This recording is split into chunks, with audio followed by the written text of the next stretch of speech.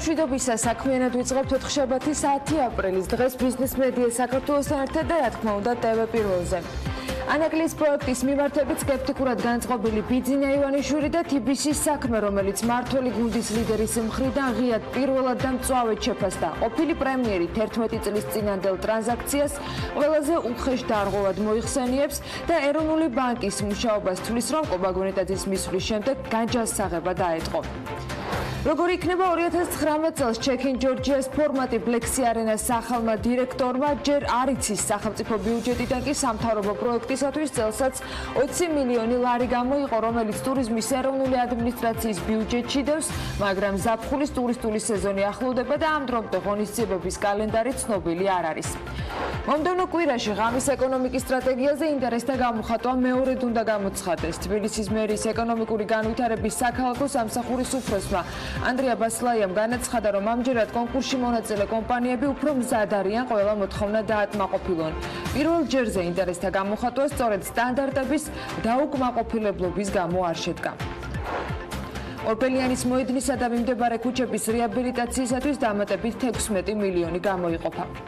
ქართული თაფლის ექსპორტი კი შესაძლოა ჩინეთში შედგეს. გარემოს დაცვის და სოფლის მეურნეობის სამინისტროს ინფორმაციით, ქართულმა მხარემ ჩინეთის შესაბამის უწყებებს ყველა საჭირო ინფორმაცია გადაუგზავნა და ამ ეტაპზე უწყებად ჩინეთიდან რეაგირებას ელოდება. ნავთობპროდუქტების იმპორტიორთა კავშირის ინფორმაციით კი საქართველოში ნავთობპროდუქტების იმპორტი გაზრდილია. 2019 წლის მარტში თვეში საცხებ საფუხი მასალების იმპორტმა ჯამში 1,6 ტონა შეადგინა. ლანჩხუთის მუნიციპალიტეტის დაბა გრიგოლეთსა და ფოთის მუნიციპალიტეტში სამორინეს მოწყობაზე შეღავათები დაწესდა. მთავრობის დადგენილების თანახმად გრიგოლეთსა და ფოთში ახალი არანაკლებ 80 ნომრიანი სასტუმროს ტერიტორიაზე მოწყობილი სამორინე სანებართო მოსაკრებლის გადახდისაგან 10 წლის განმავლობაში თავისუფლდება. პარლამენტი დღეს იმსჯელებს პროექტზე, რომლის თანახმადაც დაცული ლანდშაფტის ტერიტორიაზე ენერგეტიკული მნიშვნელობის ობიექტის მშენებლობა დასაშვები გახდება. შინაგან საქმეთა სამინისტრო საგანგებო სიტუაციების მართვის სამსახური კი ტენდერში გამარჯვებულ კომპანია მაგირუსისაგან 30 ახალ სახანძრო სამაშველო ავტომანქანა შეიძენს, რისთვისაც 17 მილიონი დოლარი დაიხარჯება. დავ ჯორჯია თბილისის საერთაშორისო აეროპორტში ფრენების დაწყებასთან დაკავშირებით მოლაპარაკებას ორ ახალ ავიაკომპანიასთან, ონლაინთან და ჯეტ ჰენდლინგთან აწარმოებს. სამოქალაქო ავიაციის საერთაშორისო ორგანიზაცია კი საკუთარ თავზე საავიაციო ინდუსტრიაში ხელოვნური ინტელექტის ტექნოლოგიების მართვას იღებს და კონტროლს განახორციელებს. ამერიკის ფინანსთა მინისტრის მოადგილე საერთაშორისო საკითხებში დევიდ მელპასი მსოფლიო ბანკის პრეზიდენტად დაერჩიეს. მელპასი მოვალეობის შესრულებას უკვე შეუდგა. სოკარი კი რუსეთის ბაზარზე შედის. აზერბაიჯანულმა კომპანიამ, რომელსაც რუსეთში დღემდე არ გააჩნდა მსხვილი აქტივები ნავთობის სფეროში, შესაძლოა ანტიპის ნავთობგადამამუშავებელი ქარხანა და ნიუსტრიმის საბადოები შეიძინოს.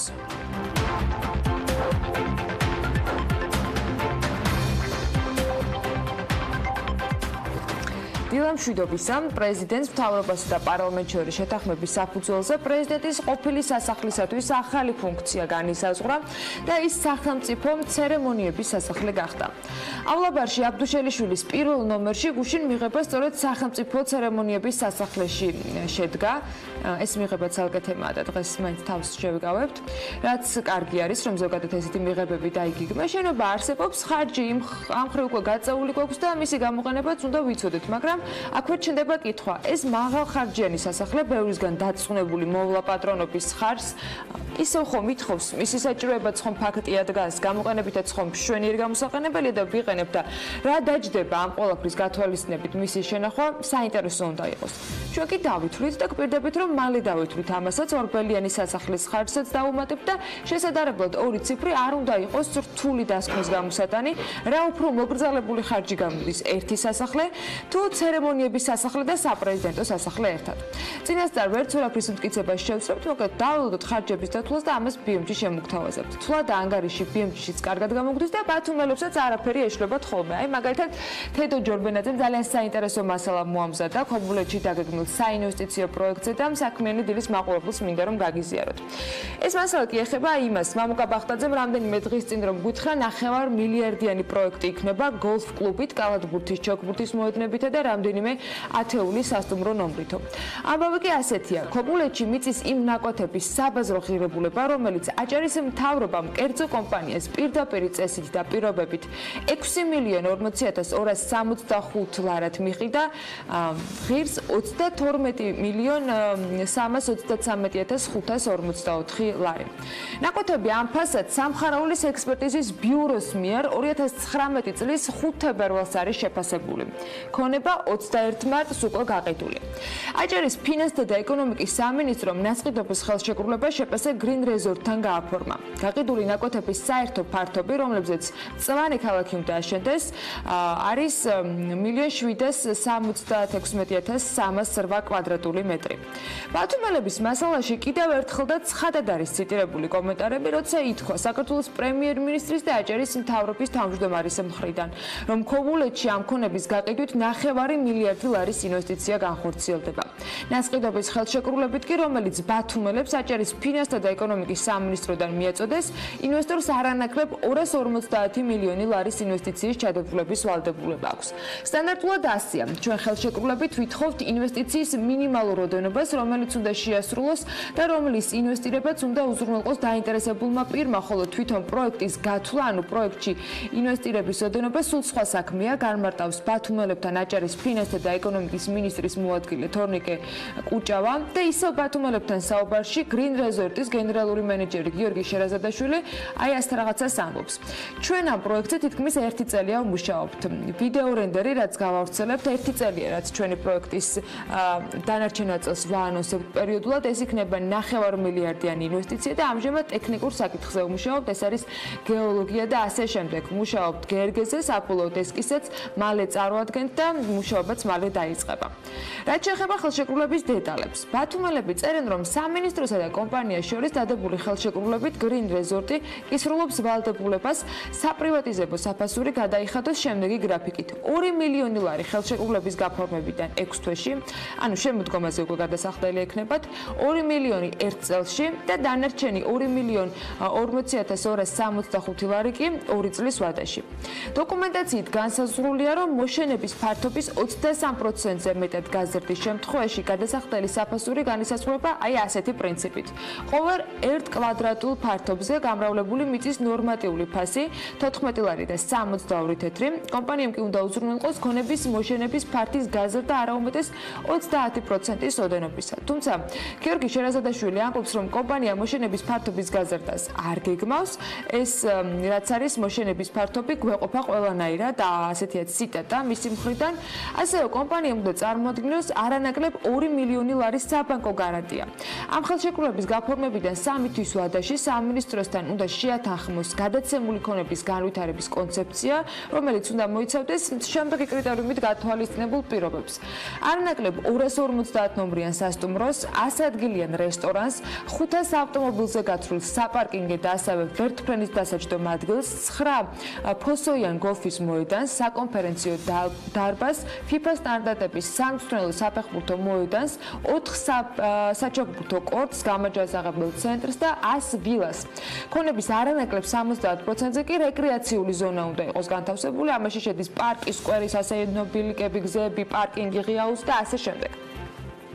ხელშეკრულების გაფორმებიდან 1 წლის ვადაში კი კომპანიამ უნდა უზრუნველყოს განაშენიანების რეგულირების გეგმის შემუშავება და მისი დამტკიცებაც. ამ ხელშეკრულების გაფორმებიდან 26 თვის ვადაში კი სამშენებლო სამუშაოების დაწყება და 78 თვის ვადაში მშენებლობის დასრულება, ობიექტის ექსპლუატაციაში მიღება და ამოქმედება უნდა მოხდეს. ანუ სამწელში პროექტი უნდა გქონდეს. ჯამში კი არანაკლებ 250 მილიონი ლარის ინვესტიციის განხორციელება საკუთარ ან მესამე პირის მეშვეობითაც დასაშვებია. მიწის ნაკვეთზე არტეფაქტებისა და კულტურული ფენების აღმოჩენის შემთხვევაში ამავე ხელშეკრულების მიხედვით ინვესტორმა უნდა უზრუნველყოს კულტურული მემკვიდრეობის შესახებ კანონით განსაზღვრული ღონისძიებების გატარება. მრავალფუნქციურ კომპლექსს პროფილი 25 წლის განმავლობაში უნდა შეუნარჩუნდეს. ანუ დღეს რა კრიტერიუმებითაც უნდა ჩამოთვლილი შემდეგაც აშენდება ეს კომპლექსი, 25 წლის განმავლობაში ანალოგიური მოდელით იფუნქციონირებს.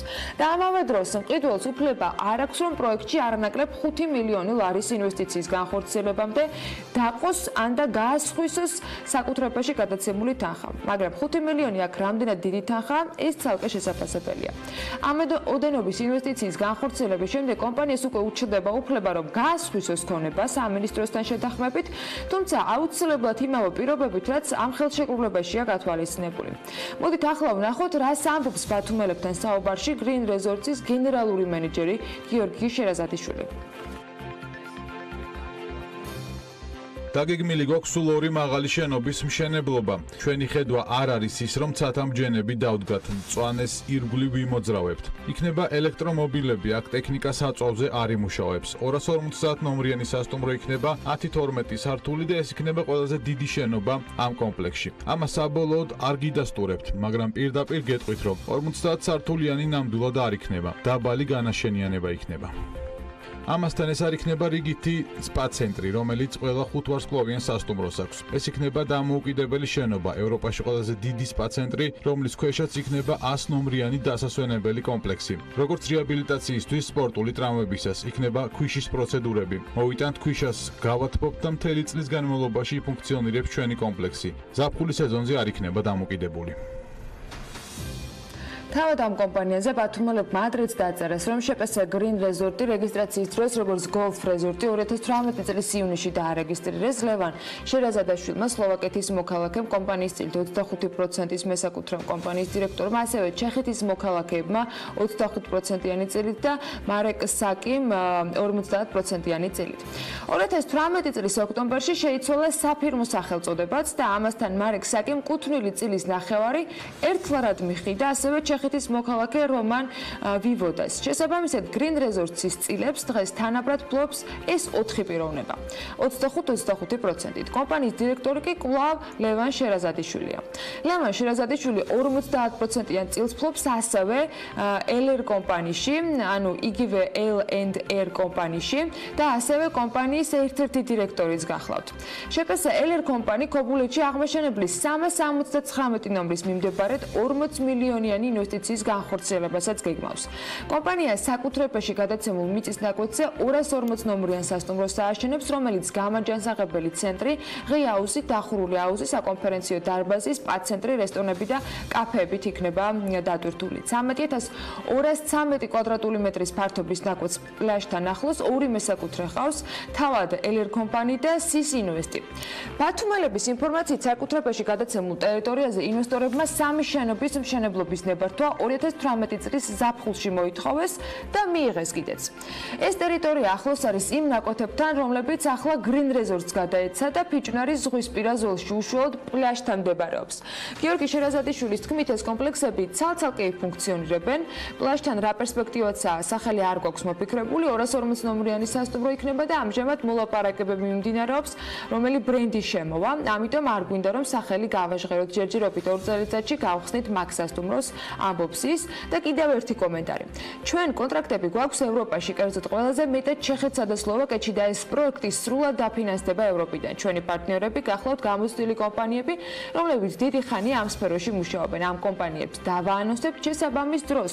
ამჟამად ამას ვერ გეტყვით, იმას გეტყვით, რომ ჩეხური და სლოვაკური კომპანიები იქნებიან მათ ძირითად სასტუმროებში აქვთ შესაბამისად ინტერესი, რაც ჩვენთან კეთდება, მაგალითად სასტუმრო მართვაში გადაეცემა სასტუმროს გამოცდილ ბრენდს, გოლფის მოედანი, ამ განხრით გამოცდილ ბრენდს და ასე შემდეგ ამბობს შერაზადიშვილი ბათუმელებთან, რომელიც Green Resorts-ის დირექტორის ლევან შერაზადიშვილის შვილია.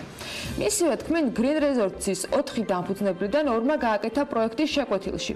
და სხვადასხვა ვებგვერდზე საინტერესო პროექტებს შეხვდებით ამ კომპანიის ზოგადი პორტფელიდან. ეს არის 20 მილიონი ლარის ინვესტიცია, კომპლექსი 5 შენობას მოიცავს და აქედან 2 დასრულებულია. ეს არის აპარტოდელები და ჯამში 115 ნომერია. ელერ კომპანიის 2018 წელს გაფორმებული აქვს ხელშეკრულება შტატებში, ნიუ-იორკში რეგისტრირებულ კომპანია Cushman&Wakefieldთან.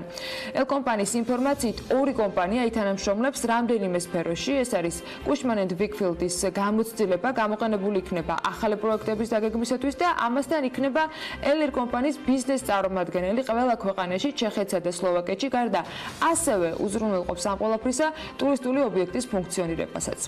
ელერ კომპანიისა და Green Resorts-ის გარდა ლევან შერაზადიშვილი წილებს ფლობს, ან და სხვა პერიოდში ფლობდა და იყო დირექტორი კიდევ სხვა ბევრ კომპანიაში, მაგალითად Georgia Games Support Service-ში, Leader Technics-ში, Best Rent Georgia-ში, Super Lux Service-ში და ასევე Eurocom Investment Georgia-ში. აჭარის მთავრობამ გაითვალისწინა თუ არა რამდენიმე სახის კომპენსაცია იმ ადამიანებისათვის, რომლებიც აქ მიწის ნაკვეთებს სარგებლობენ, ეს კიდევ ერთი კითხვაა და ამ კითხვაზე პასუხსაც ბათუმელები ეძებდა. ეს ქობულეთის მუნიციპალიტეტის თემა, რომელიც ადგილზე შეისწავლის და რა თქმა უნდა, ექვემდებარება ადეკვატურ რეაგირებას. ხელშეკრულებაში ეს საკითხი არ არის გათვალისწინებული, ვინაიდან მიწა აჭარის საკუთრება და შესაბამისად გადაეცა ინვესტორს. პირდაპირ ვალდებულება არ არის, თუმცა ასეთი ხელშეკრულების დროს ინვესტორი ქმნის სამუშაო ადგილებს და ასაქმებს პიროვნებებს, რაც წერია ხელშეკრულებაში, იმით იხელმძღვანელეთ. ასეთი იყო პასუხი თორნიკე კუჭავასაგან, აჭარის ფინანსთა და ეკონომიკის მინისტრის მოადგილისაგან, კითხვაზე, რომელიც თავში აღნიშნეთ. ანუ იყვნენ თუ არა ამეტის მფლობელები კერძო პირები და მიიღეს მათ თუ არა კომპენსაცია. მთელი ეს ტერიტორია აჭარის ავტონომიური რესპუბლიკის საკუთრებაშია და კანონმდებლობის შესაბამისად სხვა მოსარგებლეები არ იკვეთება. შესაძლებელია იყოს თვითნებურად დაკავებული მიწის ნაკვეთები, რაც არ უნდა გახდეს ასეთი მსხვილი ინვესტიციის განხორციელების შეფერხების ფაქტორი და აქეთ გამომდინარე ვერანაირი სხვა მოთხოვნა მოსარგებლეების მხრიდან ვერ იქნება დაკმაყოფილებული, ამბობს ბათუმელებთან ქობულეთის მუნიციპალიტეტის მერიის წარმომადგენელი. მე მგონი საინტერესო თემაა და მადლობა ბათუმელებს, რომ ასეთი საინტერესო მასალა მოამზადეს. ბევრი კითხვა დაგრჩებათ ალბათ თქვენს და მეც და ალბათ საინტერესო იქნება მათზე პასუხი, მათ შორის ინვესტორების მხრიდანაც, რომელთა დაკავშირებასაც შევეცდებით.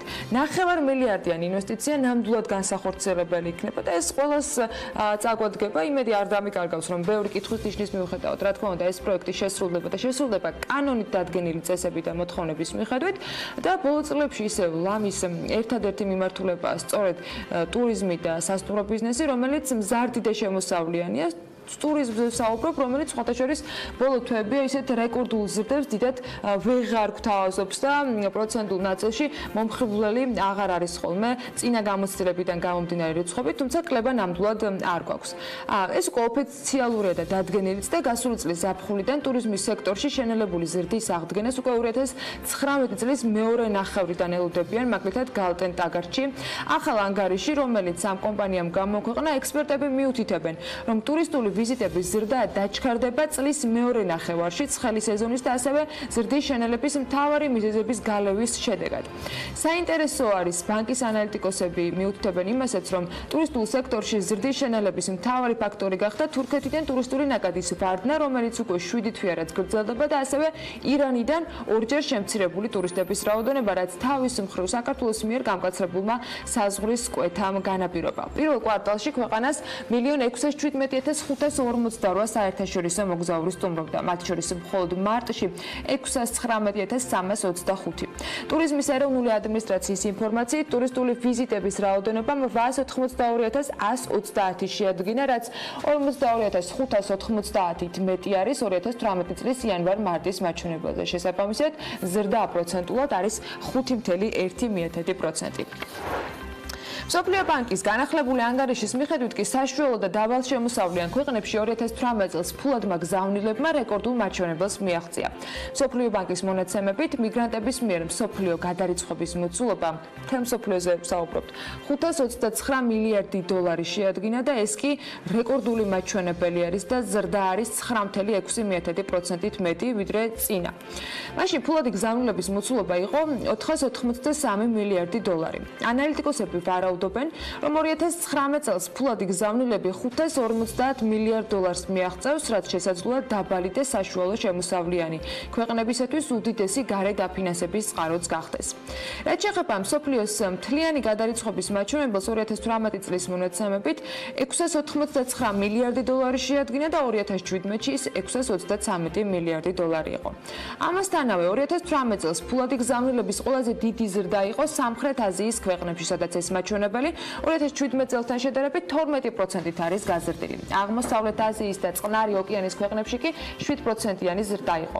ფულადი გადარიცხვის მთავარი მიმღები ქვეყნები აი ასეთ ჩამონათვალს აკეთებენ: ინდოეთი 79 მილიარდი დოლარი, ჩინეთი 67 მილიარდი დოლარი, მექსიკა 36, ფილიპინები 34, ეგვიპტე 29 მილიარდი დოლარი და რაც შეეხება გზავნილებს ევროპისა და ცენტრალური აზიის ქვეყნებში აქ არის 11%-იანი ზრდა დაფიქსირებული და ჯამურად 59 მილიარდ დოლარს უტოლდება.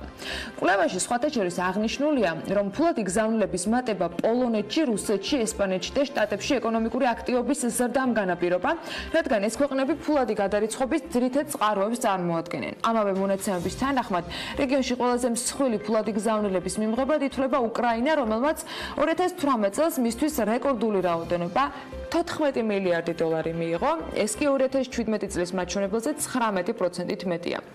რაც შეეხება საქართველოს, ეროვნული ბანკის მონაცემებით, ბოლო განახლებული მონაცემებით, 2018 წელს უცხოეთიდან ფულადი გზავნილების სახით საქართველო მიიღო 1,566,508,500 დოლარი, ეს ეროვნულ ვალუტაში 4 მილიარდ ლარს აღემატება. ყველაზე დიდი მოცულობის გადარიცხვის მთავარი არხი ბანკები იყო, რომელსაც საფოსტო გზავნილები მოსდევს უკვე ჩამონათვალში. ახლა უკვე ბიზნეს სიახლეებს მიუხედავთ, აუდიტის სამსახურის მიერ გამოქვეყნებული ანგარიშის მიხედვით მთავრობის არჩეული პრიორიტეტული პროფესიები შრომის ბაზრის საჭიროებებთან შეუსაბამოა. თბილისის ეროვნულ პარკში ეკოტურისტული ინფრასტრუქტურის მოწყობაზე 17 მილიონი ლარი უნდა დაიხარჯოს. თუშეთის გზისარეაბილიტაციო სამუშაოების ჩატარება კი ახალ კომპანიას დაევალა ფშაველი აბანო ომალოს დამაკავშირებელი გზა სავარაუდოდ მაისის ბოლოს გაიხსნება. სახელმწიფო აუდიტის სამსახურმა განათლების შრომის ბაზრის მოთხოვნად პროფესიებთან თავსებადობის საკითხი გამოიკვლია და აღმოჩნდა, რომ ქვეყნის ძირითადი მონაცემებისა და მიმართულებების დოკუმენტის მიხედვით განსაზღვრული პრიორიტეტული პროფესიები შრომის ბაზრის საჭიროებებთან შესაბამისობაში ვერ მოდის. აუდიტის ანგარიში მოყვანილია ისეთი შემთხვევაც, როდესაც ოფიციალური დოკუმენტებით პრიორიტეტულად აღიარებულ მიმართულებაზე სტუდენტების მიღმა საერთოდ არ არის გამოცხადებული მიღება. სახელმწიფო აუდიტის სამსახური კვლევაზე დაყრდნობით ამბობს, რომ პრიორიტეტული მიმართულებების განსაზღვრისას შესაბამისი ბაზრის კვლევები არ ჩატარებულა, შედეგად არ არის გამოკვლეული შერჩეული საგანმანათლებლო მიმართულებების თავსებადობა ზოგადად ქვეყნის საჭიროებებთან.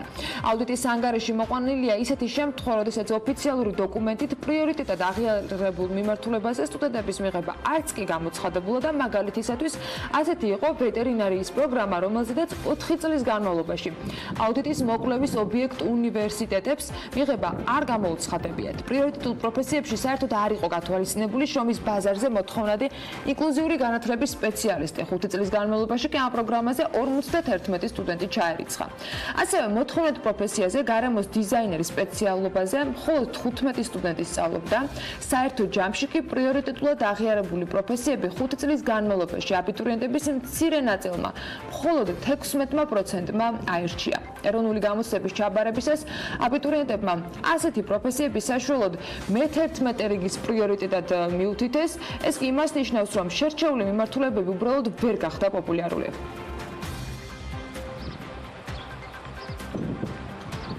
რუსული მედიის ინფორმაციით, გროზნო-თბილისის მიმართულებით მაისიდან ავიარეისები უნდა დაიწყოს. ამასთან დაკავშირებით გროზნოს აეროპორტის გენერალურმა დირექტორმა ისაუბრა და ის ამბობდა, რომ ქართულ მხარესთან შეთანხმება უკვე მიღწეულია. ასეთი ციტატაც დაიწერა, რომ საბჭოთა კავშირის დაშლის შემდეგ პირველად ინიშნება რეისი თბილისში. სამაგიეროდ საქართველოს სამოქალაქო ავიაციის სააგენტო აღნიშნავს, რომ ამ ეტაპზე უწყებაში გროზნო-თბილისის ავიარეისის დაწყებაზე განაცხადი არც კი შესულა. ჩეჩნეთთან პირდაპირ ავიარეისების დანიშვნა შარშან დაანონსდა, თუმცა მიმოსვლა დაწყებული არ არის. ლანჩხუთის მუნიციპალიტეტის დაბა გრიგოლეთსა და ფოთის მუნიციპალიტეტში სამორინეს მოწყობაზე შეღავათები დაწესდა. მთავრობის დადგენილების მიხედვით გრიგოლეთსა და ფოთში ახალი არანაკლებ 80 ნომრიანი სასტუმროს ტერიტორიაზე მოწყობილი სამორინე თავისუფლდება სანებართვო მოსაკრებლის გადასახადის 10 წლის განმავლობაში ვადისაგან. სხვა შემთხვევაში გრიგოლეთსა და ფოთში მოსაკრებელი წელიწადში 250.000 ლარი იქნება. 29 მარტს გამოიცა დადგენილება, რომლის მიხედვითაც სანებართვო მოსაკრებლისაგან თავისუფლებიან ასევე სამორინეები ყაზბეგის მუნიციპალიტეტისა და თელავის მუნიციპალიტეტის სოფელ წინანდალში.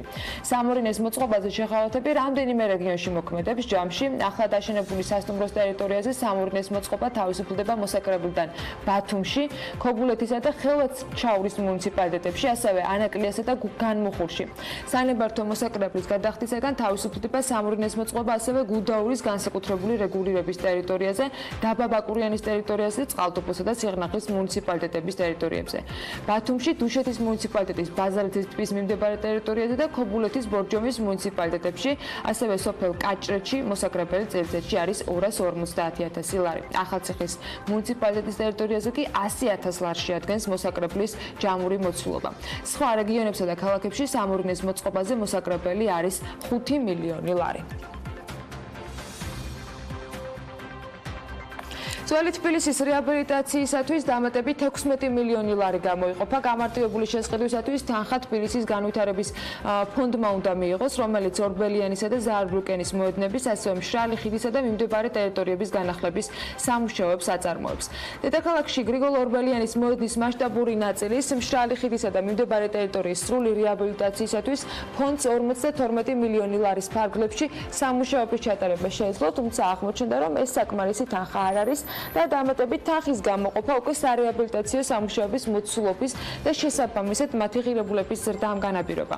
ამ მიზეზით 1 სექტემბრამდე სამუშაოების დასრულების ვადა გადავადდა. სარეაბილიტაციო სამუშაოების დასრულების შემდეგ კი ორბელიანის მოედანსა და მიმდებარე ქუჩებზე განახლდება ინფრასტრუქტურა, ეგრეთ წოდებული ყვავილების ბაზარი და სარეკრეაციო სივრცეები. შედეგად უკვე ორბელიანის მოედნის მიმდებარედ თბილის კიდევ ერთი საფეხმავლო ზონა უნდა შეემატოს.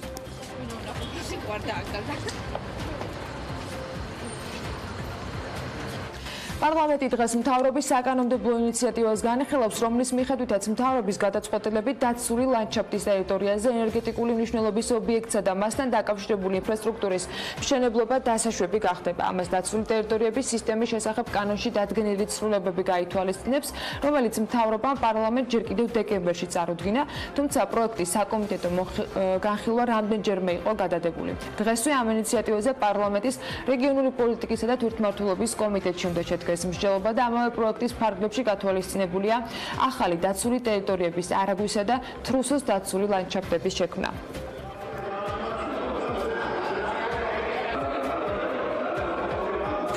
თბილისის ეროვნულ პარკში ეკოტურისტული ინფრასტრუქტურის მოწყობაზე კი 17 მილიონი დაიხარჯება. მინიმუმ ამოცულობის ინვესტიციის განხორციელება მოუწევს ინვესტორს, რომელიც დაცული ტერიტორიების სააგენტოს პირობებიან ელექტრონულ აუქციონში გამარჯვების მოპოვებას შეძლებს.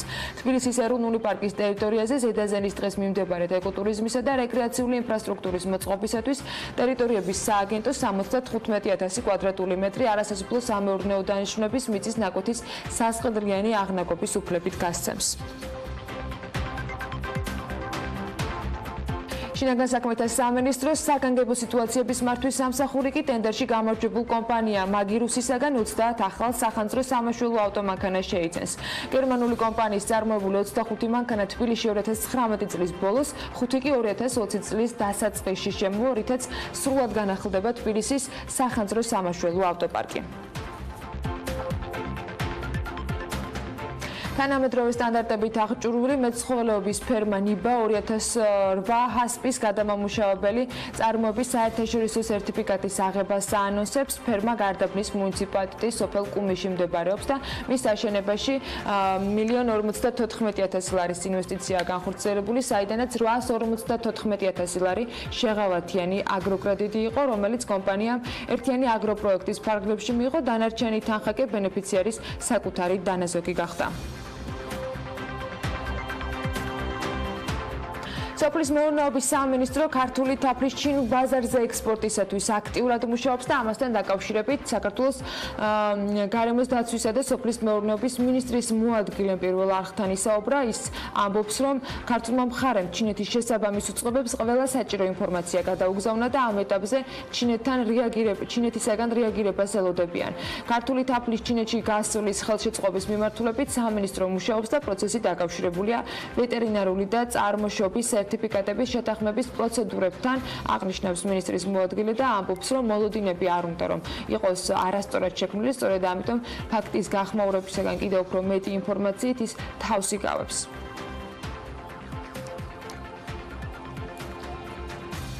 შავალი აბანო-ომალოს დამაკავშირებელი გზა სავარაუდოდ მაისის ბოლოს გაიხსნება. ახმეტის მუნიციპალიტეტის მერის ინფორმაციით, ცნობილია უკვე ტენდერში მონაწილე ერთადერთი კომპანია, რომელმაც შესაძლოა თუშეთის გზის შეკეთება და მისი მოვლა პატრონობა უზრუნველყოს.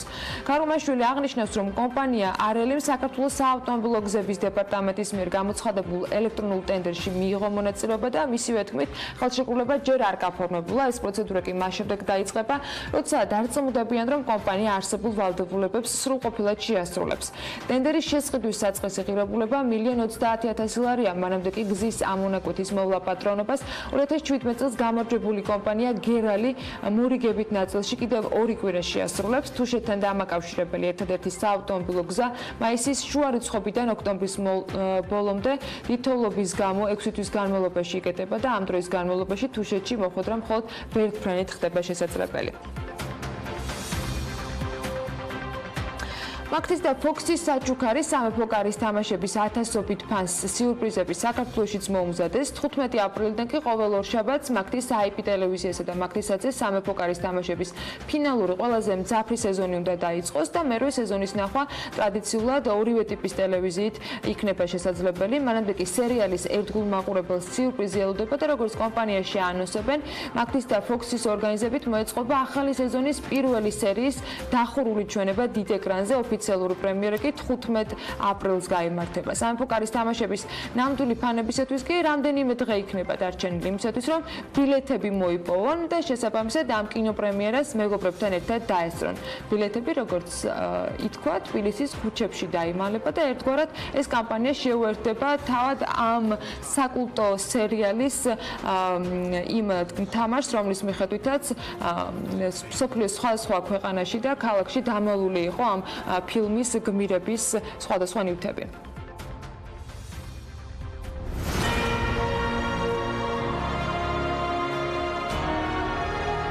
I promise to fight for the living. ახლა ქართულ რეალობაში ძალიან ლამაზ ამბავზე უნდა გაჩვენოთ ერთი სიუჟეტი. ხის ნაჭრებით მოხატული კერამიკის ფილებით, მშრალ ხიდზე ნაპოვნი ძველებური ნივთებისა და ტექნიკის ნაწილებით, სხვადასხვა უჩვეულო მასალის კომბინაციით ძალიან ბევრი რამის გაკეთებაა შესაძლებელი. შემქმნელებს და იდეის ავტორებს კი ნინი ლონგურაშვილის სიუჟეტიდან გაიცნობთ, მაგრამ სანამ მათ ნამუშევრებს შეათვალიერებთ, იქამდე უნდა გითხრათ, რომ ჯართებისგან ხელოვნების ნამუშევრებად გადაქცევის წესდებით თბილისში ანა პოლიტკოვსკაიას ქუჩაზე ცხოვრობენ. მაკა ხატვარი, რომელიც აი მაგალითად განახეთ სადარბაზოებში ნახატები ანდაზების მიხედვით მაკას შესრულებულია. ესერი ვალო მოქანდაკე ჩვენი მეგობარი იმერლიშვილი. აი პატარა ქანდაკებები ვნახეთ, ის ავტორია.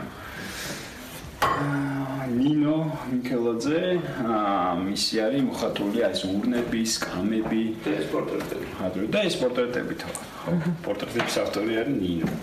მაკა, ვალო, ნინო, ზურა, გიგა და დანარჩენები. ადამიანები, რომლებიც გადაგდებულ, მიტოვებულ, გამოუსადეგარ ნივთებს ახალ სიცოცხლეს ჩუქნიან და საცხოვრებელ სახლებს, მათ ეზოებს, ქუჩებს რთავენ და ალამაზებენ. ხის ნაჭრებით მოხატული კერამიკის ფილებით, მშრალ ხიდზე ნაპოვნი ძველებური ნივთებისა და ტექნიკის ნაწილებით, არმატურით ლურსმნებით, ბოლტებით, ჭანჭიკებითა და სხვადასხვა უჩვეულო, თითქოს და გამოუსადეგარი მასალით აღმოჩნდა, რომ მათი კომბინაციით უამრავი რამის გაკეთებაა შესაძლებელი. ძირითადად არის ჯართებში ნაპოვნი მასალები, რაღაც გამოუსადეგარი, მაგრამ საინტერესო. აქ ობიექტის მშენებლობას რაც რჩება ნარჩენები ისინიც გამოიყენებია. მოგვით 1000 ხარახურისგან ვაწყობთ რაღაცებს. მანქანის დეტალები, მოძრავ რაღაცებს, მაგალითად მანქანის დეტალებს ვიყენებთ, ველოსიპედის დეტალებს ვიყენებთ მექანიზმებისთვის. შემოქმედებითი მუშაობისთვის მხატვრებს სრული თავისუფლება აქვთ. ეზოს გარშემო ერთი დიდი გალერეა ადგილ-ადგილ, კედლებზე, ხეებზე, სხვადასხვა კომპოზიციებით და რეგულარულად მათი განახლებებით. ეს არის კალეიდოსკოპი. ჯართების განწყობები. სხვადასხვა გამოსახულებას.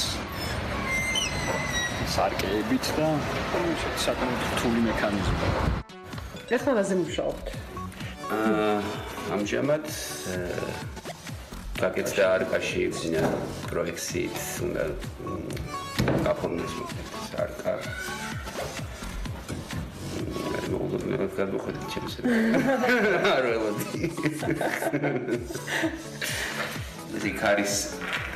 ქარის ენერგიით, რაც ძალიან ხშირად ხმარობთ უბანში.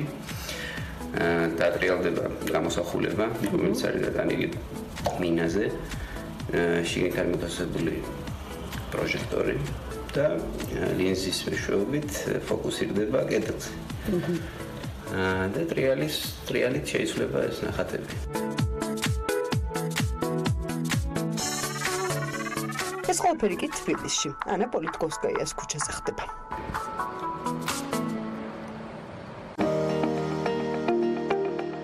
ამინდის პროგნოზის სპონსორია სადაზღვევო კომპანია უნისონი. თავისუფალი დაზღვევა თქვენი სიმშვიდისათვის.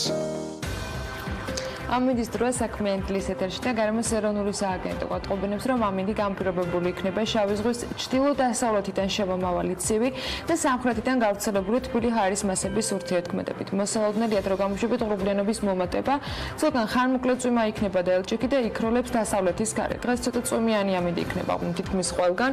სოხუმში 24 გრადუსი იქნება მაქსიმალური ტემპერატურა, ბათუმში ხანმოკლე წვიმას ელჭიქით ელოდებიან და 23 გრადუსი დაფიქსირდება, ქობულეთშიც მცირე წვიმა და 22 გრადუსი არის ნავარაუდევი. იწვიმებს ქუთაისში ელჭიქის ფონზე და 27 გრადუსს მიაღწევს ტემპერატურა. წვიმა იქნება ზუგდიდშიც და 26 გრადუსია მაქსიმალური ტემპერატურა ნავარაუდევი, ისევ როგორც ოზურგეთში, მაგრამ აქ უნალექოთ ჩაივლის დღე. სამაგეროდ ანაკლია შელოდებიან წვიმას ელჭიქით და 25 გრადუსი იქნება. ონში ჰაერი 23 გრადუსამდე გათბება და ხანმოკლე წვიმა იქნება დღის განმავლობაში ელჭიქით. გორში 23 გრადუსი იქნება, ცხინვალში 22 და მარნეულში 26 გრადუსი დაფიქსირდება. 26 გრადუსია ნავარაუდევი რუსთავშიც. ახალციხესა და ბორჯომში ხანმოკლე წვიმა ნავარაუდევი ელჭიქით და ორივე შემთხვევაში 24 გრადუსამდე გათბება ჰაერი. ბაკურიაში მხოლოდ 18 გრადუსი იქნება, ახალქალაქში 19 და სტეფანწმინდაში 14. თელავში უმეტესად უნალექოთ ჩაივლის დღე და 25 გრადუსია მოსალოდნელი. 25 გრადუსს მიაღწევს ტემპერატურა დედაქალაქშიც. თბილისში დრო გამოშვებით ღრუბლიანობა მოიმატებს, მაგრამ უმეტესად უნალექოთ ჩაივლის დღე და იქროლებს დასავლეთის მიმართულების ქარი. ესეთი ამინდი იქნება დღეს თბილისში და არა მხოლოდ თბილისში, მთელი ქვეყნის მასშტაბით, ზოგან მცირე წვიმა ელჭიქის ფონზე და პრინციპში ყველგან მაინც შედარებით თბილი ტემპერატურა 30 გრადუსაც აღწევს რიგ შემთხვევებში. გაზაფხული მოვიდა და სითბოს პარალელურად ჩვენ ისევ საქმიანი და კიდევ უფრო მეტი ენერგიით ვაგრძელებთ მუშაობას. ბიზნეს მედია საქართველოს საინტერესო სიახლეებს, რა თქმა უნდა, ყოველ წუთიერად განაახებს ჩვენს ვებგვერდზე BMG და ჩვენი სტუმრების დახმარებით კი დილას დავიწყებთ საქმიანად. პირველ მათგანს უმას ვიწყებთ რეკლამის შემდეგ. დაგიბრუნდებით რამდენიმე წუთში.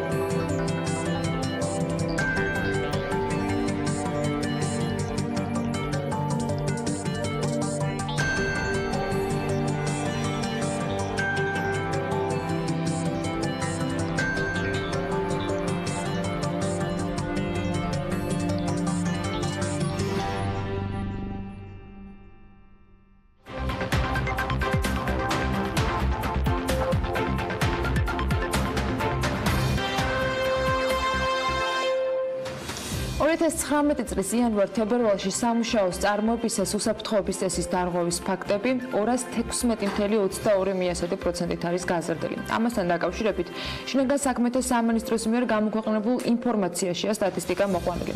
ამ თემით უნდა გავაგრძელოთ საუბარი ახლა თათია ჩაფიჩაძესთან ერთად, რომელიც სტუდიაში შემოგვიერთდა და ჩვენთან ერთად არის ასევე საქართველოს შრომის, ჯანმრთელობისა და სოციალური დაცვის სამინისტროს შრომის პირობების ინსპექტირების დეპარტამენტის უფროსი ბექაფერაძე. მოგესალმებით, მადლობა რომ ხართ ჩვენთან. და ვიდრე სტუმართან გავაგრძელებთ საუბარს, მოკლედ გეტყვით, რომ შინაგან საქმეთა სამინისტროს ოფიციალური მონაცემებით მიმდინარე წლის პირველ ორ თვეში სამუშაოს წარმოებისას უსაფრთხოების წესების დარღვევის ჯამში 117 ფაქტი დარეგისტრირდა და აქედან მხოლოდ ერთი შემთხვევაა გახსნილი.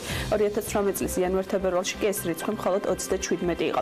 ამასთან აღსანიშნავია, რომ გასული წლის აღნიშნულ პერიოდში არც ერთი ფაქტი არ გახსნილა. აღნიშნულ დანაშაულს სისხლის სამართლის კოდექსის 240 და 255 მუხლები მოიცავს, უფრო კონკრეტულად ეს მუხლები გულისხმობს სამთო, სამშენებლო ან სხვა სამუშაოების წარმოებისას უსაფრთხოების წესის, ელექტრო ან თბოენერგიის, ასევე გაზის, ნავთობის ან ნავთობპროდუქტების ობიექტებზე უსაფრთხოების წესების დარღვევას და კიდევ სხვა მრავალს, რატომ იზრდება სტატისტიკა ამ მასშტაბით, მით უფრო იმ ფონზე, როდესაც ქვეყანაში შრომის ინსპექტირების დეპარტამენტი მუშაობს, ამ თემით უკვე ბექაფერაძესთან გადავინაცვლოთ. პირველი კითხვაც ამ სტატისტიკას ეხება. მოგესალმებით კიდევ ერთხელ და საინტერესოა თქვენი შეფასება, რას ნიშნავს სტატისტიკის ზრდა ამ შემთხვევაში, რასთან არის საქმე, არის გაუმჯობესება რაიმე ფორმით, დამატება ვთქვათ აღრიცხვიანობის თუ რეალურად ასეთი მძიმეა სურათი, რომ რამდენჯერმე იზრდება წინა წლის მონაცემებთან შედარებით. მოგესალმებით, დიდი მადლობა შესაძლებლობისთვის კიდევ ერთხელ საზოგადოებას განვმარტოთ ის პროცესები, რომელიც ამართლებით მიმდინარეობს. თქვენ მართალს ვძანებთ, როდესაც ჩვენ ოფიციალურ სტატისტიკაზე გვაქვს საუბარი 2019 წლიდან ნამდვილად არის შეცვლილი სტატისტიკის წარმოების პროცესი და იმ უწყების მიერ, რომელიც თქვენ აღნიშნეთ, გულისხმობს შინაგან საქმეთა სამინისტროს, აღნიშნული არის კიდევაც, რომ ზოგადად შეიცვალა სტატისტიკის წარმოება არა მარტო შრომის უსაფრთხოებით, არამედ სხვადასხვა სექტორის მიმართულებით და რაც ნიშნავს მკვეთრად გაუმჯობესებას აღრიცხვიანობის მეთოდოლოგიის მიხედვით, რომელიც წინა წლებში ფიქსირდებოდა. ამიტომ ალბათ რელევანტური იქნება ჩვენ შევადაროთ 2018 წლის მონაცემები 2019 წლის მონაცემებს და არა პირიქით თქვა 2018-ის 2017 წელს. ეს იმის ფონზე, ვინაიდან როგორც უკვე აღნიშნე, მკვეთრად არის გაუმჯობესებული სტატისტიკის წარმოება. ეხლა რაც შეეხება შრომის ინსპექციის წარმოებას და ფუნქციონირებას ქვეყანაში, მოგეხსენებათ, რომ სიახლე არის გარკვეულწილად შრომის ინსპექცია ქართულ რეალობაში 2006 წლიდან არ არსებობდა მარეგულირებელი უწყება, რომელიც ამართლებით მოახდენდა ზედამხედველობას და რეალურად დღის მდგომარეობითაც გარკვეული შეზღუდვებით ფუნქციონირებს დეპარტამენტი და ყველა ის შეზღუდვა, რომელიც არსებობს, მოიხსნება 2019 წლის 1 სექტემბრიდან. რაც შეეხება სტატისტიკის წარმოებას, ვინაიდან შრომის ინსპექციას ოფიციალურად დაევალა კანონით უბედური შემთხვევების მოკვლევები და ინციდენტების, ასევე ყველა კომპანია ანგარიშვალდებული გახდა დეპარტამენტის წინაშე, რომ ინციდენტების დადგომისას შესაბამისი წესით მოახდინონ ანგარიშგება. ამიტომ ალბათ რიცხვი არ ხდებოდა აქამდე და რისი ხდება დღეს, რის გამოც თქვათ არის ზრდა, კონკრეტული მაგალითები რომ მოვიყვანოთ. ორი მიმართულებით შეგვიძლია გავშალოთ ჩვენ ეს თემა, ასე იგი შინაგან საქმეთა სამინისტროს მიერ ოფიციალურად კალკულაციაში იქცევა ყველა ის ინციდენტი, რომელიც მსუბუქი ფორმით შეიძლება იყოს დამდგარი სამშენებლო იქნება ეს თუ ნებისმიერ სექტორში და რომელსაც არ გამოიწვია ვთქვათ ჯანმრთელობის დაზიანება ან სხვა რაიმე, ესე იგი მავნეობა, მაგრამ ინციდენტი მოხდა ზოგადად, ეს მთლიან კალკულაციაში იქცევა, თუმცა ჩვენი მიზნებიდან, შრომის უსაფრთხოების მიზნებიდან გამომდინარე, ეს გაცილებით სხვა კუთხით, სხვა ფორმატით შეიძლება დავინახოთ, ამიტომ სწორედ ამიტომ ვამბობდი, რომ ყველა კომპანია ანგარიშვალდებული გახდა კიდევაც შრომის ინსპექციის დეპარტამენტის მიმართ, რომ მოახდინოს შესაბამისი ანგარიშგება, ანუ თუ მოხდება ინციდენტი, ამ შემთხვევაში ვალდებულია კომპანია, რომ დეპარტამენტს მიაწოდოს შესაბამისი დადგენილი წესით ეს ანგარიში, წინააღმდეგ შემთხვევაში ასე იგი ექვემდებარება სანქცირებას. ნუ გარდა ამისა, ჩვენ ბუნებრივია გვაქვს ისეთი სისტემა, რომელიც დაუყოვნებლივ ასე იგი ჩვენთან შემოდის ეს ინფორმაცია, თუ სად და რა ინციდენტი მოხდა, ამიტომ ალბათ უკვე 2019 წლიდან უკვე ნიშნება, რომ ეს სტატისტიკა ზოგადად წარმოების პროცესი ამ დრომდერაზე ჩვენ საუბრობთ, ძირითადად არის მავნე საშიშ და მძიმე პირობებია სამუშაოებზე მუშაობრის შემოწმების უფლებაც იდეაში აქამდეც ჰქონდათ. რა სამუშაო გაწია თქვენმა უწყებამ იმისთვის, რომ თქვათ რა ტიპის რატიპის შემოწმებას ახორციელებს და თუ შეგვიძლია ყველაფერი რაღაც რიცხვებში მოვიყვანოთ, რა რაოდენობის ობიექტის შემოწმება, რა ტიპის დარღვევები იყო და გამოსწორების მაჩვენებლები, ასე ვთქვათ, რამდენ შემთხვევაში იქნა გათვალისწინებული თქვენი შემოწმების შედეგი. როდესაც შრომის ინსპექცია ახდენს შემოწმებას, ეს არის მანდატორული, მის მიერ გაცემული მითითებები და კომპანია ვალდებულია რომ შეასრულოს ნებისმიერი ის მითითება, რომელიც დეპარტამენტის მხრიდან იქნება განსაზღვრული. ჩვენ ძიმე მანდა საშიშ პირობებიან საწარმოებს გარკვეულ დათქმებით, აქაც ვიტყოდი, ვამოწმებთ 2018 წლის აგვისტოს თვიდან და ამ მიმართულებით ახალი რედაქციის კანონი ძალაში შევიდა 2019 წლის თებერვლის თვეში, რომლის სრულად ამოქმედება დაეგმილია 2019 წლის 1 სექტემბრიდან. ეს უკვე მოგცემს უპირობო დაშვებას ნებისმიერ ტიპის ობიექტზე. ნუ მანამდე როგორც აღნიშნე, გარკვეული დათქმები არსებობს, თუმცა თუ ამას გადავიყვანთ ციფრებში, ამ მოკლე პერიოდში შრომის ინსპექციის დეპარტამენტის მიერ შემოწმებული ობიექტების, ესე იგი, სიკეთე, ის უსაფრთხოების ნორმების გაუმჯობესება დაახლოებით 11,000 ადამიანზე გავრცელდა და ამ მიმართულებით შემოწმებულია 250-ზე მეტი კომპანია. რა ტიპის დარღვევებია ხოლმე? ძირითადად რა არის მთავარი პრობლემა, რასაც არ ითვალისწინებენ და რაც გამოსასწორებელია ქართულ სინამდვილეში დასაქმებულების უსაფრთხოების? გამოწვევა ნამდვილად ბევრი არსებობს საქართველოში. პირველი ეს არის უსაფრთხოების კულტურა ზოგადად, რომელიც მოშლილი არის დასაქმებლებისგან მომდინარეობს თუ თავად დასაქმებულების პრობლემაც არის. ზოგადად მე ვიტყოდი რომ ერთიანობაში არის ეს პრობლემა, ის რომ თქვათ დასაქმებულმა უნდა დაიცვას უსაფრთხოების ზომები, ეს კანონში ცალსახად არის გაწერილი, მაგრამ ის რომ დასაქმებულის ვალდებულებები შრომის უსაფრთხოების კანონის მიმართულებით დამსაქმებელს არ უხსნის ვალდებულებას, ესეც გაწერილია. ანუ ეს რას ნიშნავს, რომ დამსაქმებელმა უნდა აკონტროლოს ვალდებულია უსაფრთხოების მიმართულებით არსებულ მდგომარეობაზე, თუმცა დასაქმებულმაც ამ მიმართულებით უნდა დაიცვას უსაფრთხოების ნორმები. ანუ ყველა ძალიან მარტივი მაგალითი რო ვთქვათ, რომ მშენებლობაზე მუშა, რომელსაც ვთქვათ, არ აქვს შესაბამისი წესით ღვედი გაკეთებული, არ აქვს შესაბამისი ინდივიდუალური და კოლექტიური დაცვის საშუალებები,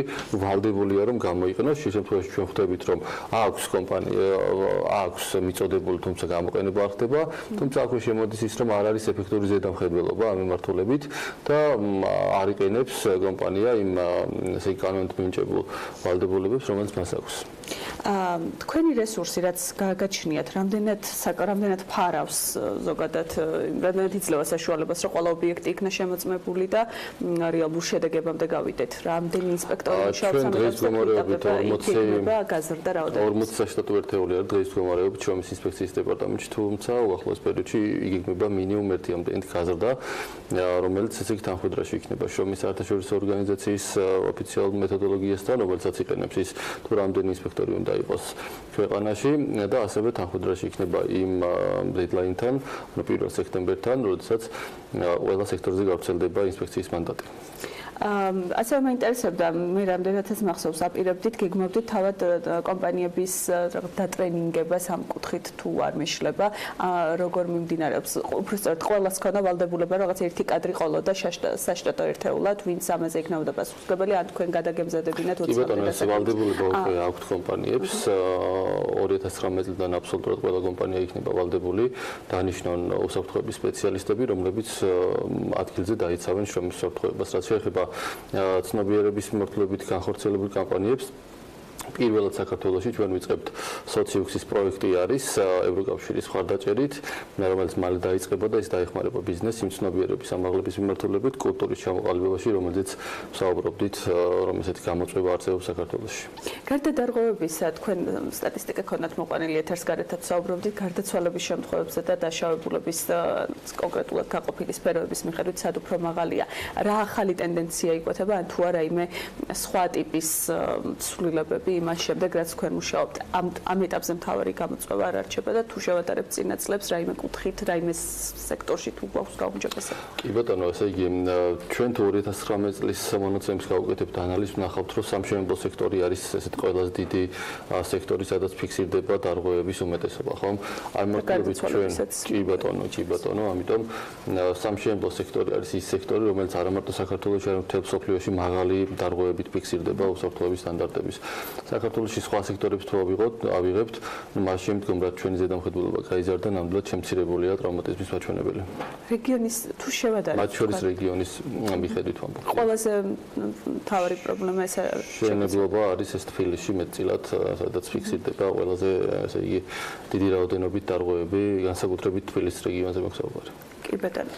ძალიან დიდი მადლობა სტუმრობისთვის. წარმატებებს გისურვებთ და იმედს ვიქონიებ, რომ რეალურად შედეგიანი იქნება და ის ხარჯი და ის თქვათ სამუშაოები, რასაც ამ შემთხვევაში ჯანდაცვა მინისტრ შრომის ინსპექტირებაზე ხარჯავს, იქნება ეფექტიანი და ეს ყველაფერი აისახება გაუმჯობესებულ სტატისტიკაშიც. ბექაფერაძე საქართველოს შრომის ჯანმრთელობის სოციალური დაცვის სამინისტროს შრომის პირობების ინსპექტირების დეპარტამენტის უფროსი იყო ჩვენი დილის სტუმარი. მადლობა თეთია, შენ და ჩვენ სტუმარს საინტერესო ინფორმაციების გაზიარებისათვის. ჩვენ კიდევ ერთი თემა გვაქვს, უდრეს სარეკლამო პაუზაზე გავალთ. არაერთხელ დაგვითვლია საქართველოში მოღვაწე სახელმწიფო მოხელეების ანაზღაურება და მათი ქონება და ამასთან დაკავშირებით არაერთი სიუჟეტი თუ ჩართვა მომზადებულა. დღეს კი უნდა მოგიყვათ ევროპარლამენტის დეპუტატებზე მათ ანაზღაურებას და იმ ბენეფიტებზე, რითაც ისინი სარგებლობენ. ანუკა ჯოხაძე გვიერთება დეტალებით, ანუკა დილამშვიდობის. ანა დილამშვიდობისა.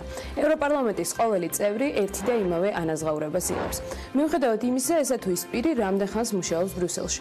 ეს ნახაკი 2018 წლის ივლისის მონაცემებით თვეში გადასახადების ჩათვლით 8747 ევროა. გადასახადების გადახდის შემდეგ კი ანაზღაურება თვეში 6824 ევროს უტოლდება. თუმცა ამის პარალელურად ზოგიერთი დეპუტატი დამატებით გადასახადებს კიდევ იხდის, რომელსაც მათ ევროკავშირი ავალდებულებს. შესაბამისად, დეპუტატის ხელფასი დამოკიდებულია იმაზე, თუ რომელი ქვეყნიდან არის ის ევროპარლამენტში წარმოდგენილი. მაგალითად, ბრიტანელი დეპუტატების ხელფასი 6448 ფუნტი სტერლინგია, ხოლო იტალიელი დეპუტატების შემთხვევაში თვიური ანაზღაურება 5246 евро.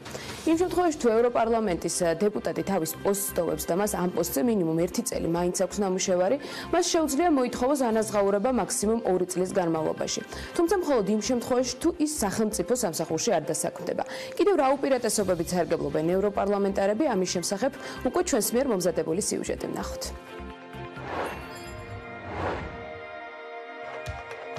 ევროპარლამენტში 28 წევრი ქვეყნის 751 წევრი მუშაობს, რომლებიც სხვადასხვა უპირატესობებით სარგებლობენ. ევროპარლამენტის დეპუტატების ტრანსპორტირების ხარჯების ანაზღაურებაც ხდება, თუმცა მხოლოდ იმ შემთხვევაში, თუ ისინი შესაბამის გადახდის ქვითრებს წარადგენენ.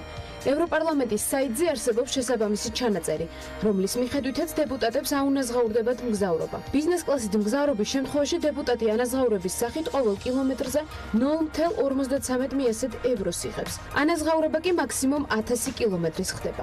ევროპარლამენტი ასევე დამატებით ხარჯებსაც ანაზღაურებს, ისეთებს როგორებიცაა დამატებითი ბარგისა და ფასიანი ავტომაგისტრალების ღირებულება. რაც შეეხება სამევლინებო ყოველდღიურ ხარჯებს, როცა დეპუტატები საქმიანი ვიზიტით სტრასბურგსა და ბრიუსელში მიემგზავრებიან.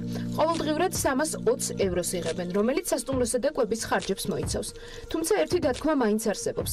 დეპუტატები ყოველდღიური ანაზღაურების მხოლოდ ნახევარს მიიღებენ, თუ ნახევარზე მეტ შეხვედრას გამოტოვებენ და არ მიიღებენ მონაწილეობას ხმის მიცემის პროცესში. 2019 წლის მონაცემებით ყოველი დეპუტატის ყოველთვიური ბიუჯეტი 24953 ევროა, რომელიც ყველა ხარჯის დაფარვას და შრომის ანაზღაურებას ითვალისწინებს. ფულადი სახსრების მოძრაობის კონტროლისთვის 2-3 თანამშრომელია გამოყოფილი, რომლებიც ძირითადად ბრიუსელში მუშაობენ. ყოველთვიური ბიუჯეტი ასევე სტაჟირების გადამზადების ხარჯებსაც ანაზღაურებს. ევროპარლამენტარებს პარლამენტის ავტოპარკთან აქვთ ცდომა, რომლის გამოყენებაც იმ შემთხვევაში შეუძლიათ, თუ ან ბრიუსელში, ან სტრასბურგში იმყოფებიან. მათთვის ამ ორ ქალაქში გამოყოფილია სამუშაო ოფისებიც. სამედიცინო მომსახურების 2/3-ს კი ევროპარლამენტი ანაზღაურებს. 63 წლის ასაკში ევროპარლამენტის დეპუტატებს უფლება აქვთ პენსიაზე გავიდნენ. პენსიის მოცულობა კი დაგროვებული ანაზღაურების 3.5%-ია. პენსიების დაფარვა კი ევროკავშირის ბიუჯეტიდან ხდება.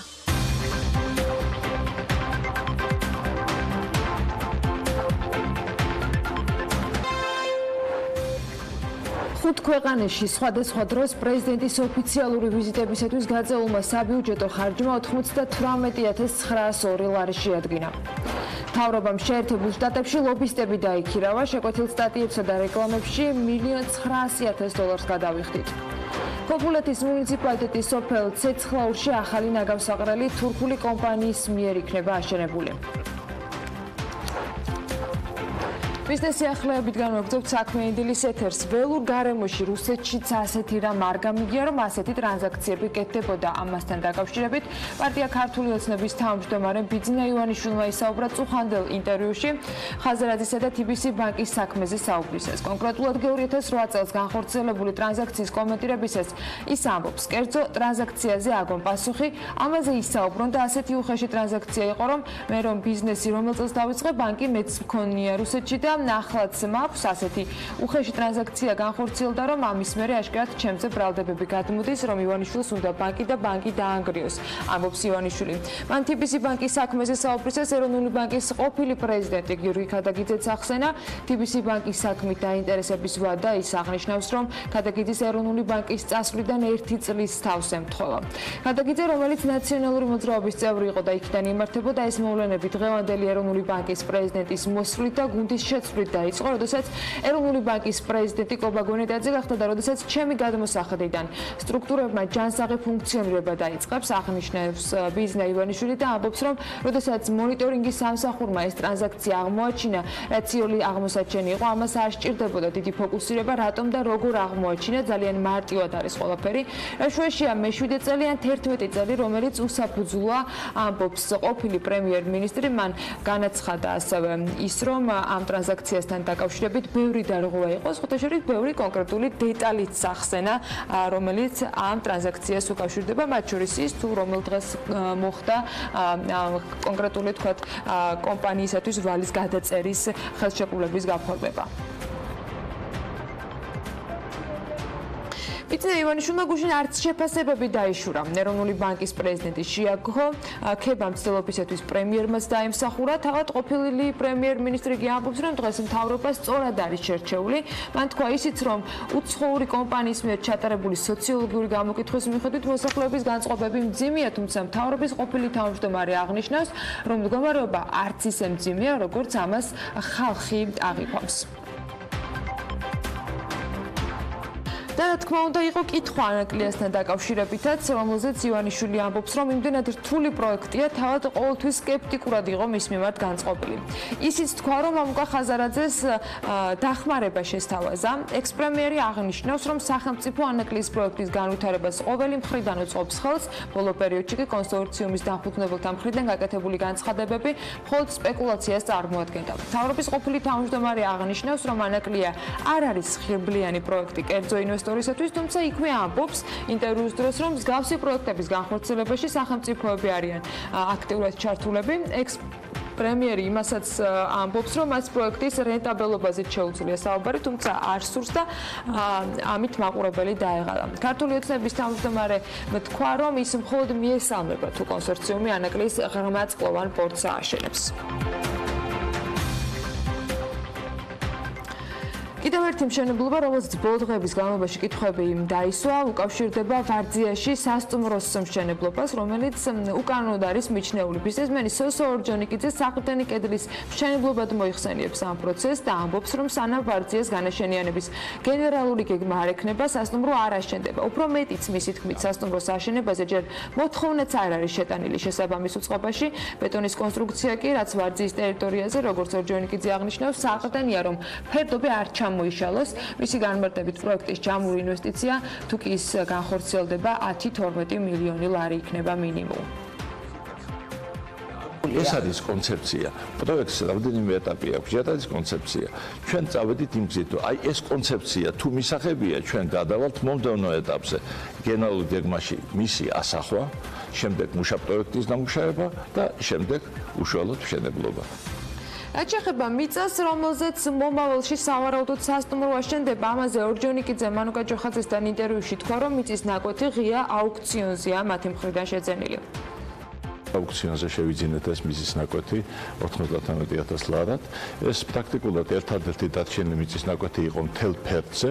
ამდენად მთელი ფერდი პრაქტიკულად პრივატიზირებულია და მას ჰყავს თავისი, ასე ვთქვათ, პატრონები, მომავალში ალბათ ინვესტორები.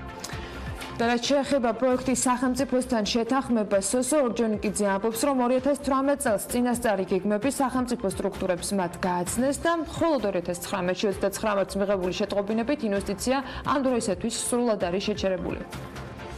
2013 წლის იანვარში, როდესაც ყველა ერთად შევიკრიბეთ, ჩვენ უთხარით, აი ჩვენ კონკრეტულად განსაზღვრული გვაქვს ასეთი იდეა, აი ასეთი იდეა ჩამოვაყალიბეთ და ვაჩვენეთ კიდევაც რას ვაპირებდით და მაგრამ რამდენადაც ჯერ გენერალური გეგმის ნაწილი აი ეს გაითვალისწინეთ ჩვენი წიანდადება ეს გენერალურ გეგმაში თუ ეს მისაღებია ამ ფორმით როგორც ჩვენ გვთავაზობთ, ოღონდ ჩვენ დავაფიქსირეთ რომ გვინდოდა სასტუმრო შენებლობა მომავალში. სანამ ეს დამტკიცებული არ იქნება, ჩვენ არც მოთხოვნა შეგვიტანი ამასთან დაკავშირებით, არც არაფერი. მხოლოდ 29 მარტს, აი ეს დოკუმენტის წამოვიღე მე ახლა თან, 29 მარტს მივიღეთ ჩვენ ასეთი შეტყობინება, რომელსაც რა თქმა უნდა პასუხი გავაგზავნეთ და მივიღეთ შეტყობინება, რომ შეაჩერდეთ შენებლობა. ქობულეთის მუნიციპალიტეტის სოფელ ცეცხლაურში ახალ ნაგავსაყრელს თურქული კომპანია გოქსინ ინსაათი აშენებს. კომპანიამ საერთაშორისო ტენდერში გაიმარჯვა. ბათუმელების ინფორმაციით თურქულ კომპანიას და შპს აჭერის ნარჩენების მართვის კომპანიას შორის შესაბამის ხელშეკრულებაზე ხელმოწერის ცერემონია უახლოეს დღეებში გაიმართება. ცეცხლაურში ახალი სანიტარული ნაგავსაყრელის ამოქმედების შემდეგ კი ბათუმის ნაგავსაყრელი უნდა დაიხუროს, რომელიც მდინარე ჭოროხის შესართავთან ადლიაში მდებარეობს და არანაირ სტანდარტს არ აკმაყოფილებს. ამავე დოკუმენტის მიხედვით შპს აჭერის ნარჩენების მართვის კომპანია არის ყოფილი შპს ჰიგიენა 2009, რომლის საფირმო სახელწოდება აჭერის ფინანსთა და ეკონომიკის მინისტრის 2019 წლის 25 მარტის ბრძანების საფუძველზე შეიცვალა. კომპანიის 100%-იანი წელის მფლობელი აჭერის ავტონომიური რესპუბლიკაა, მისი დირექტორი კი გია ხალვაში. აჭერის ნარჩენების მართვის კომპანიაში ბათუმელებს ასევე განუცხადეს, თუ როდის დაიწყება მშენებლობა და პროექტთან დაკავშირებული სხვა დეტალები ხელშეკრულების გაფორმების დღეს გახდება ცნობილია. კომპანია ჰიგიენა 2009 წელს არის დაფუძნებული, დღეს ნარჩენების მართვის კომპანიას წარმოადგენს. ახალი ნაგავსაყრელის შესაბამის პროექტს კურირებს ამ დროიდან და მშენებლობის დაწყებას 2018 წლის სექტემბერში ვარაუდობდნენ, თუმცა ხელშეკრულება მხოლოდ ახლა უნდა გაფორმდეს. პარი ნარჩენების პროექტზე მუშაობა 2010 წელს დაიწყეს აჭარაში, მაგრამ 7 მილიონი ევროს სესხი და გრანტი სახელმწიფომ ამ დრომდე ვერ აითვისა. ამის გამო სახელმწიფო წლებია ვალდებულების საკომისიოსაც იხდის 7 მილიონი ევროდან ნაგავსაყრელის პროექტს უნდა მოხმარდეს 3 მილიონი евро EBRD-ის სესხი, ხოლო 4 მილიონი евро შვედეთის სახელმწიფოს გრანტი. ლაშა პაპაშვილი ამბობს, რომ ეროვნული ბანკის პრეზიდენტს შეურიგდა. ეს ხმურობით, თუმცა ბიზნესმენი აღნიშნავს, რომ მიუხედავად იმისა, რომ სების პრეზიდენტის პრინციპულ პოზიციებს ზოგიერთ საკითხზე არ ეთანხმება, ახლა შედარებით ნაკლებად აკრიტიკებს. თელარა გელანტიასთან ინტერვიუში მან იმ ხედვაზე ისაუბრა, რომელიც მისი თქმით ბიზნესმენს მცირე ბიზნესის და ზოგადად ქვეყნის განვითარებისათვის კრიტიკულად მნიშვნელოვნად მიაჩნია და ეს მისი აზრით სესხებზე დაბალი საპროცენტო განაკვეთია. პაპაშვილი ამბობს, რომ ასოციაცია მუშაობს დოკუმენტზე, რომელიც ეროვნულ ბანკს უნდა გადაუგზავნონ და რომლითაც ბანკებს კაპიტალის გაზრდის აუცილებლობა შეუმცირდებათ. სურვილი აქვს ყოველ შემთხვევაში. ჩვენნაირი ქვეყნისთვის მნიშვნელოვანია ლარის კურსი. შევრიგდით ბჭყალებში, რა თქმა უნდა, ჩვენ ვისაუბრეთ თავისი პრინციპული რაღაც გეგმები აქვს, რომლის შეცვლა არ უნდა და ძალიან მცირეში ვერ თანხმდებით. მე და ეროვნული ბანკის პრეზიდენტი, ჩემი მიზანი რა არის, რომ განსაკუთრებით დამწყეთი ბიზნესმენებისათვის ადვილად ხელმისაწვდომი იყოს სესხი. კიდევ ერთი საკითხი, რომელზეც პაპაშვილი ეროვნული ბანკის პოლიტიკას ამჯერადაც კრიტიკული შეფასებით შეხვდა, ეს არის ინტერვენციები და ლარის მცურავი კურსისადმი მარეგულირებლის დამოკიდებულება. მისი აზრით, მცირე და საშუალო ბიზნესს დახმარება სჭირდება და დღეს რომ დოლარის ფასი 2 ლარი და 55 თეთრი იყოს, რაც ასევე როგორც ის ამბობს შესაძლებელია, ბალანსში ალამაზებდა. ინფლაცია ზოგადად რა თქმა უნდა ყველა ქვეყნის, ყველა ეროვნული ბანკის უმთავრესი ამოცანაა მისი დაჭერა, მაგრამ ჩვენნაირი ქვეყნისთვის მნიშვნელოვანია ლარის კურსი. ამიტომ სავალუტო რყევები არის დიდი საფრთხე ამგვარი ქვეყნის ეკონომიკებისთვის და არა მარტო ინფლაცია. ამაში ერთად შეუძლია მიმართულებით. ეროვნული ბანკის პირდაპირ მის ხელში არის ლარის მცურავობის უზრუნველყოფა.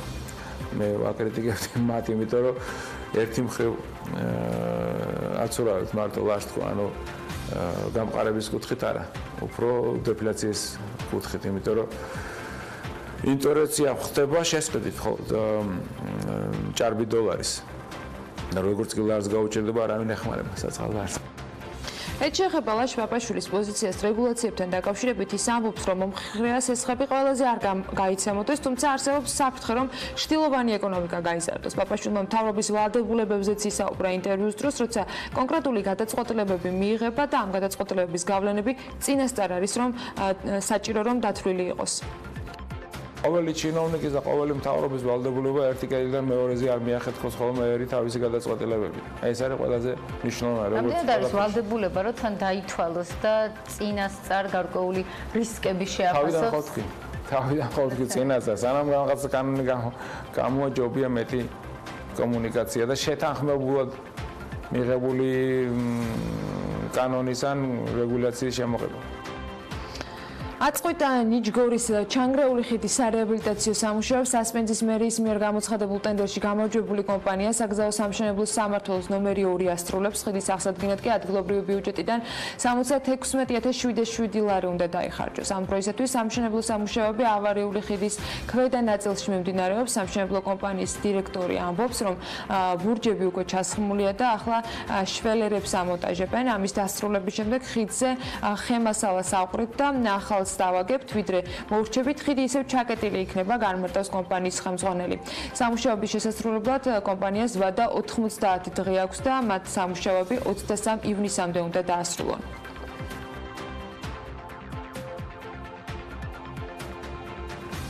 ამერიკის შეერთებული შტატები ევროკავშირისათვის დამატებითი იმპორტის გადასახადის დაწესებას გეგმავს იმ დრომდე, ვიდრე ევროკავშირი ეარბასში სუბსიდირებას არ შეწყვეტს. ინფორმაცია ამასთან დაკავშირებით შტატების სავაჭრო წარმომადგენლობამ გაავრცელა.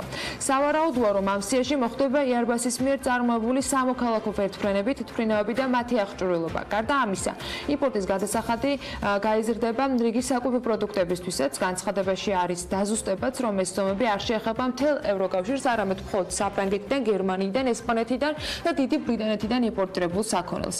შტატებში მიაჩნიათ, რომ ევროკავშირის მიერ ეარბასის სუბსიდირება ამერიკას წელიწადში 11 მილიარდი დოლარით აზარალებს. ამასთან დაკავშირებით სპეციალურ გამოძიებას საერთაშორისო სავაჭრო ორგანიზაციაც აწარმოებს. ამერიკის ფინანსთა მინისტრის მოადგილე საერთაშორისო საკითხებში დევიდ მელპასი მსოფლიო ბანკის პრეზიდენტად აირჩიეს. მელპასი მოვალეობის შესრულებას უკვე შეუდგა და უახლოესი 5 წლის განმავლობაში ის უხელმძღვანელებს მსოფლიო ბანკის ჯგუფის ყველა ორგანიზაციას, მათ შორის რეკონსტრუქციისა და განვითარების ბანკსაც. ამერიკის პრეზიდენტმა დონალდ ტრამპმა მელპასის კანდიდატურა 6 თებერვალს მას შემდეგ წარადგინა, რაც 1 თებერვალს ორგანიზაციის პრეზიდენტმა ჯიმ იენ კიმმა თანამდებობა დატოვა. საფრანგეთის სიდიდით მესამე ბანკი სოსიეტე ჟენერალი კი 1600 თანამშრომელ სამსახურიდან უშვებს. შემცირება განსაკუთრებით კორპორაციებისა და ინვესტიციების განყოფილებებში მოხდება. სოსიეტე ჟენერალმა 500 მილიონი ევროთი დანახარჯების შემცირების შესახებ ჯერ კიდევ თებერვალში გამოაცხადა. გეგმა ეს გადაწყვეტილება მოხდა კომპანიის მეოთხე კვარტლის ფინანსურ ანგარიშს, რომლის თანახმადაც გაირკვა, რომ კომპანიას მნიშვნელოვნად შეუმცირდა როგორც შემოსავლები, ასევე მოგება. ბანკის შემოსავალი საპროგნოზო მაჩვენებელს ბევრად ჩამორჩა. ბანკი 750 სამუშაო ადგილს საფრანგეთში შეამცირებს, დანარჩენს კი უკვე უცხოეთის ფილიალებში, განსაკუთრებით ნიუ-იორკსა და ლონდონშია შემცირებები დაგეგმილი. CNN-ის ვერსიით მსოფლიოს წამყვანი კომპანიების პროგნოზები და მოქმედებები დიდ ბრიტანეთსა და ევროკავშირს შორის არსებულ კრიზისთან დაკავშირებით მნიშვნელოვნად იცვლება და დიდი ბრიტანეთიდან საერთაშორისო ბიზნესი ეტაპობრივად გადის. ვინდა რატომ უჭერს მხარს, ვინ არის წინააღმდეგი და ასევე რას უნდა ველოდოთ. Jim News-ზე დაყრდნობით მასალა მარიამ ადამიანმა მოამზადა, რატომ არის ახალგაზრდობა და ოპოზიცია Brexit-ის წინააღმდეგი და რომელი კომპანიები ტოვებენ ბაზარს ბრიტანეთში. დეტალები შეგვიძლია სიუჟეტში ვნახოთ. ევროკავშირთან კრიზისის გამო დიდი ბრიტანეთიდან საერთაშორისო ბიზნესი გადის. თუ რატომ იცვლება მსოფლიოს წამყვანი კომპანიების პროგნოზები, სანამ საკითხს გავარკვევთ, გადავხედათ 2016 წელს. იმ დროს, როდესაც ბრიტანი და ექსიტის შერწყმით მივიღეთ ტერმინი Brexit-ი, რომელიც დიდი ბრიტანეთის ევროკავშირის შემადგენლობიდან გასვლას გულისხმობს და რომლის მომხრეები ძირითადად კონსერვატიული პარტიის მხარდამჭერები არიან. ასაკოვანი ადამიანები, რომლებსაც უმაღლესი განათლება არ აქვთ და ხშირად რომ ევროკავშირიდან გასვლა მეტ სამუშაო ადგილს გააჩენს ქვეყნისთვის და შეაჩერებს მიგრანტების ნაკადს ბრიტანეთში. Brexit-ის მოწინააღმდეგეები კი ძირითადად ახალგაზრდები არიან, რომლებიც მაღალტექნოლოგიურ და ბიზნეს კომპანიებში მუშაობენ. ეს ადამიანები საკუთარ კარიერას უკავშირებენ სამუშაო ადგილებს მაღალტექნოლოგიურ კომპანიებში. სწორედ ეს სამუშაო ადგილები დაწარალდება Brexit-ის შემთხვევაში და ახალგაზრდების ამ ნაწილს პერსპექტივაში ქვეყნის დატოვება და ნიდერლანდებში ან გერმანიაში გადასვლა მოუწევთ. თუ რომელი მსოფლიოს წამყვანი კომპანიები ტოვებენ ბრიტანეთს, სია ასე გამოიყურება. ბრიტანეთის ბაზარს ტოვებს EasyJet-ი, ამ დაბალბიუჯეტიანმა ავიაკომპანიამ განაცხადა, რომ Brexit-ის გამოარსებული გაურკვევლობა მომავალთან დაკავშირებით ევროპაში ავიაგადაზიდვებზე მოთხოვნას ამცირებს, რის შედეგადაც 6 თვეში კომპანიამ 359 მილიონი დაკარგა. განცხადება გააკეთა გასვლასთან დაკავშირებით Citigroup-მა ბანკმა, რომელიც აპირებს დიდი ბრიტანეთიდან ევროკავშირის ქვეყნებში გადაიტანოს თავისი აქტივები, რომელიც დაახლოებით $1 ტრილიონ შეადგენს. სიაშია მსოფლიოს 2 უმსხვილესი ავიასამშენებლო კომპანიიდან ერთ-ერთი Airbus-ი, რომელიც უკონტროლო Brexit-ის შემთხვევაში შეწყვეტს შეკვეთების მიღებას დიდ ბრიტანეთში, სადაც ისინი დღეს 14,000 სამუშაო ადგილს ქმნიან. ქვეყანას სავარაუდოდ დატოვებს McDonald's-ი. კომპანიას არ შეუძლია უზრუნველყოს საკუთარი პროდუქციის ხარისხი და უსაფრთხოება, თუ კი Brexit-ის შეთანხმების გარეშე მოხდება. კომპანია Sony კი აპირებს თავისი ევროპული შტაბ-ბინა დიდი ბრიტანეთიდან ამსტერდამში გადაიტანოს. ტენდენციას არც საავტომობილო ბრენდები ჩამოუვარდება, Nissan, Ford, BMW. ზოგი ქვეყანას ტოვებს, ზოგი კი საერთოდ წარმოებას წყვეტს. გარდა ამისა, კიდევ ერთი კომპანია Siemens-ია, რომელიც დიდ ბრიტანეთში $5 მილიარდზე მეტი პროდუქციას ყიდის და 15,000 სამუშაო ადგილს ქმნის, თუმცა Brexit-ის შედეგად ეს ასე აღარ გაგრძელდება. როგორ განვითარდება მოვლენები, ჯერ არ ვიცით, თუმცა მოსალოდნელი სცენარის წინასწარი პროგნოზი შესაძლებელია. თბილისის მერის მოადგილე სოფიო ხუნწარიას განცხადებით, თბილისის საფესტივალო ქალაქი უნდა გახდეს. მან ხაზი გაუსვა ამ გამოსვლაში, რომ საფესტივალო სივრცეებთან დაკავშირებულ პრობლემებს ზესაუბრისას თქვა, რომ იგეგმება ღია სცენების და სააფიშე სივრცეების მოწყობა. კიდევ ერთი სიახლე, რომელიც სულ ცოტა ხნის წინ მოვისმინეთ და ამაზეც თბილისის მერის მოადგილემ კულტურის მიმართულებით განხორციელებული პროექტების პრეზენტაციაზე ისაუბრა. ეს არის წიგნის საერთაშორისო ფესტივალზე თბილისის მერის სტენდის წარდგენა. მისი თქმით, აქ გამოიფინება დედაქალაქის მერის მხარდაჭერით სხვადასხვა დროს გამოცემული წიგნები და ამ ფორმით მერია ერთგვარად ხელს შეუწყობს ავტორებს, რომელთა პროექტებსაც აფინანსებს. კიდევ ბევრი ძალიან საინტერესო მიმართულებაა დედაქალაქის მთავრობის მხრიდან დაგეგმილი კულტურული მიმართულებით და ნახლა დეტალებზე უკვე მარიამ ადამია და ჩვენი სტუმარი ერთად ისაუბრებენ. მოგესალმებით. დილამშვიდობის ანა, დავამატებ იმასაც, რომ იეგმება თბილისის ისტორიული ცენტრის მტკვრის ჭალის გადაქცევა თანამედროვე ხელოვნების ახალ პლატფორმად თბილისის მერის ინიციატივით წელიწადში ორჯერ გამოცხადდება კონკურსი. შემოქმედებითი თბილისი, რომლის საკონკურსო მიმართულებებია საგამომცემლო საქმიანობა, დიზაინი და რეწვა, აუდიოს ვიზუალური ხელოვნების ხელშეწყობა, ვიზუალური ხელოვნება, ფოტოგრაფია, თანამედროვე ხელოვნების სხვადასხვა ინსტალაციები, მხატვრობა და ქუჩის გამოფენები. ასევე ცნობილი გახდა, რომ კულტურის პოლიტიკის პრეზენტაციაზე მომავალ წელს გახდა ცნობილი, რომ თბილისს ექნება კულტურის დოკუმენტი თავისი სამოქმედო გეგმით. რა იგეგმება უფრო კონკრეტულად დედაქალაქში და არის თუ არა შემუშავებული სტრატეგია, რომლის მიხედვითაც თბილისის საფესტივალო ქალაქად გადაიქცევა სიახლეებზე საქმიანი დილის ეთერში თბილისის მერის მოადგილე სოფიო ხუნწარია უნდა შემოგვერთდეს. დილამშვიდობის და მადლობა თქვენი დროისთვის. უფრო კონკრეტულად რომ გითხრათ, როგორ იგეგმება თბილისის საფესტივალო ქალაქად გადაიქცევა, არის თუ არა შემუშავებული სამოქმედო დოკუმენტაცია და როგორ ფიქრობთ ამ პრობლემების გადაჭრას, რომელიც როგორც თქვენ ახსენეთ, საფესტივალოს სივრცეებთან დაკავშირებით არსებობს დედაქალაქში. მოგესალმებით, დიდი მადლობა პირველ რიგში მოწვევისთვის. ჩვენ ცოტა შორიდან უნდა დავიწყოთ, იმიტომ რომ აუცილებლად უნდა ვახსენოთ კვლევა, რის საფუძველზე თითოეული საკითხი, რომელზეც ჩვენ ვისაუბრეთ პრეზენტაციაში, სწორედ კვლევაზე დაყრდნობით იყო, ესე ვთქვათ, გამოკვეთილი და ჩვენი სამოქმედო გეგმაც სწორედ კვლევის მიხედვით დაიგეგმა. გამოიკვეთა გრძელვადიანი და მოკლევადიანი სტრატეგიები დავგეგმეთ უბრალოდ ამის მიხედვით ბუნებრივია და გრძელვადიანი სტრატეგია არის, თბილისი უნდა გადაიქცეს საფესტივალო ქალაქი, თბილისი უნდა გახდეს რეგიონში კულტურის დედაქალაქი და ღერძი ამის ბუნებრივია იქნება საფესტივალო ქალაქი და მეორე მოკლევადიანი სტრატეგია ჩვენი გქონდა სამი ესე ვთქვათ საკითხი ჩამოთვლილი თუ გახსოვთ ეს არის კულტურის ხელმისაწვდომობა, ინფრასტრუქტურული მდგომარეობის გაუმჯობესება და კულტურის წესში ცვლილების შეტანა. ესე ვთქვათ ამაზე დაყრდნობით იყო ჩვენი სამოქმედო გეგმა აგებული. რაც შეეხება ფესტივალებს, უნდა ვთქვათ რომ ფესტივალები თბილისში არის მზარდი, თუ დავუშვათ 8-9 წლის წინ ტარდებოდა 12-15 ფესტივალი დაახლოებით, დღეს უკვე 45 ფესტივალი ტარდება თბილისის მასშტაბით.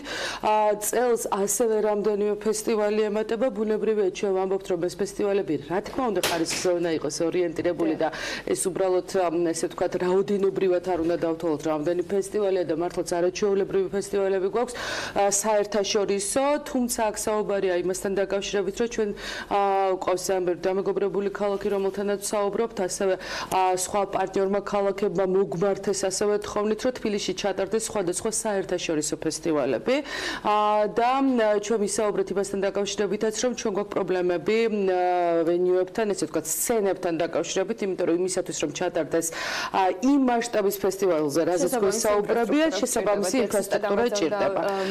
რა თქმა უნდა, ჩვენ მოსამზადებელი პერიოდია, ხო, ასე ვთქვათ, მე ამ წამს ვერ დავასახელებ ამ ფესტივალებს, იმიტომ რომ ჩვენ ჯერ ვსაუბრობთ ამასთან დაკავშირებით და დაახლოებით წელიწადნახევარი 2 წელი გვაქვს იმისთვის, რომ მოვემზადოთ, ესე ვთქვათ, უფრო მასშტაბური ფესტივალის ჩატარებისთვის და პირველ რიგში ჩვენ გვჭირდება სცენები, უფრო მასშტაბური და შემდეგ სააფიშე ინფრასტრუქტურა, რომელიც არ არსებობს ქალაქში და ის დღესასწაული, რომელიც ტარდება ხოლმე მაგალითისათვის თეატრალური ფესტივალების დროს, კინოფესტივალის დროს, ჯაზ ფესტივალის დროს და ასე შემდეგ ძალიან სამწუხაროდ ქალაქს არ ეტყობა.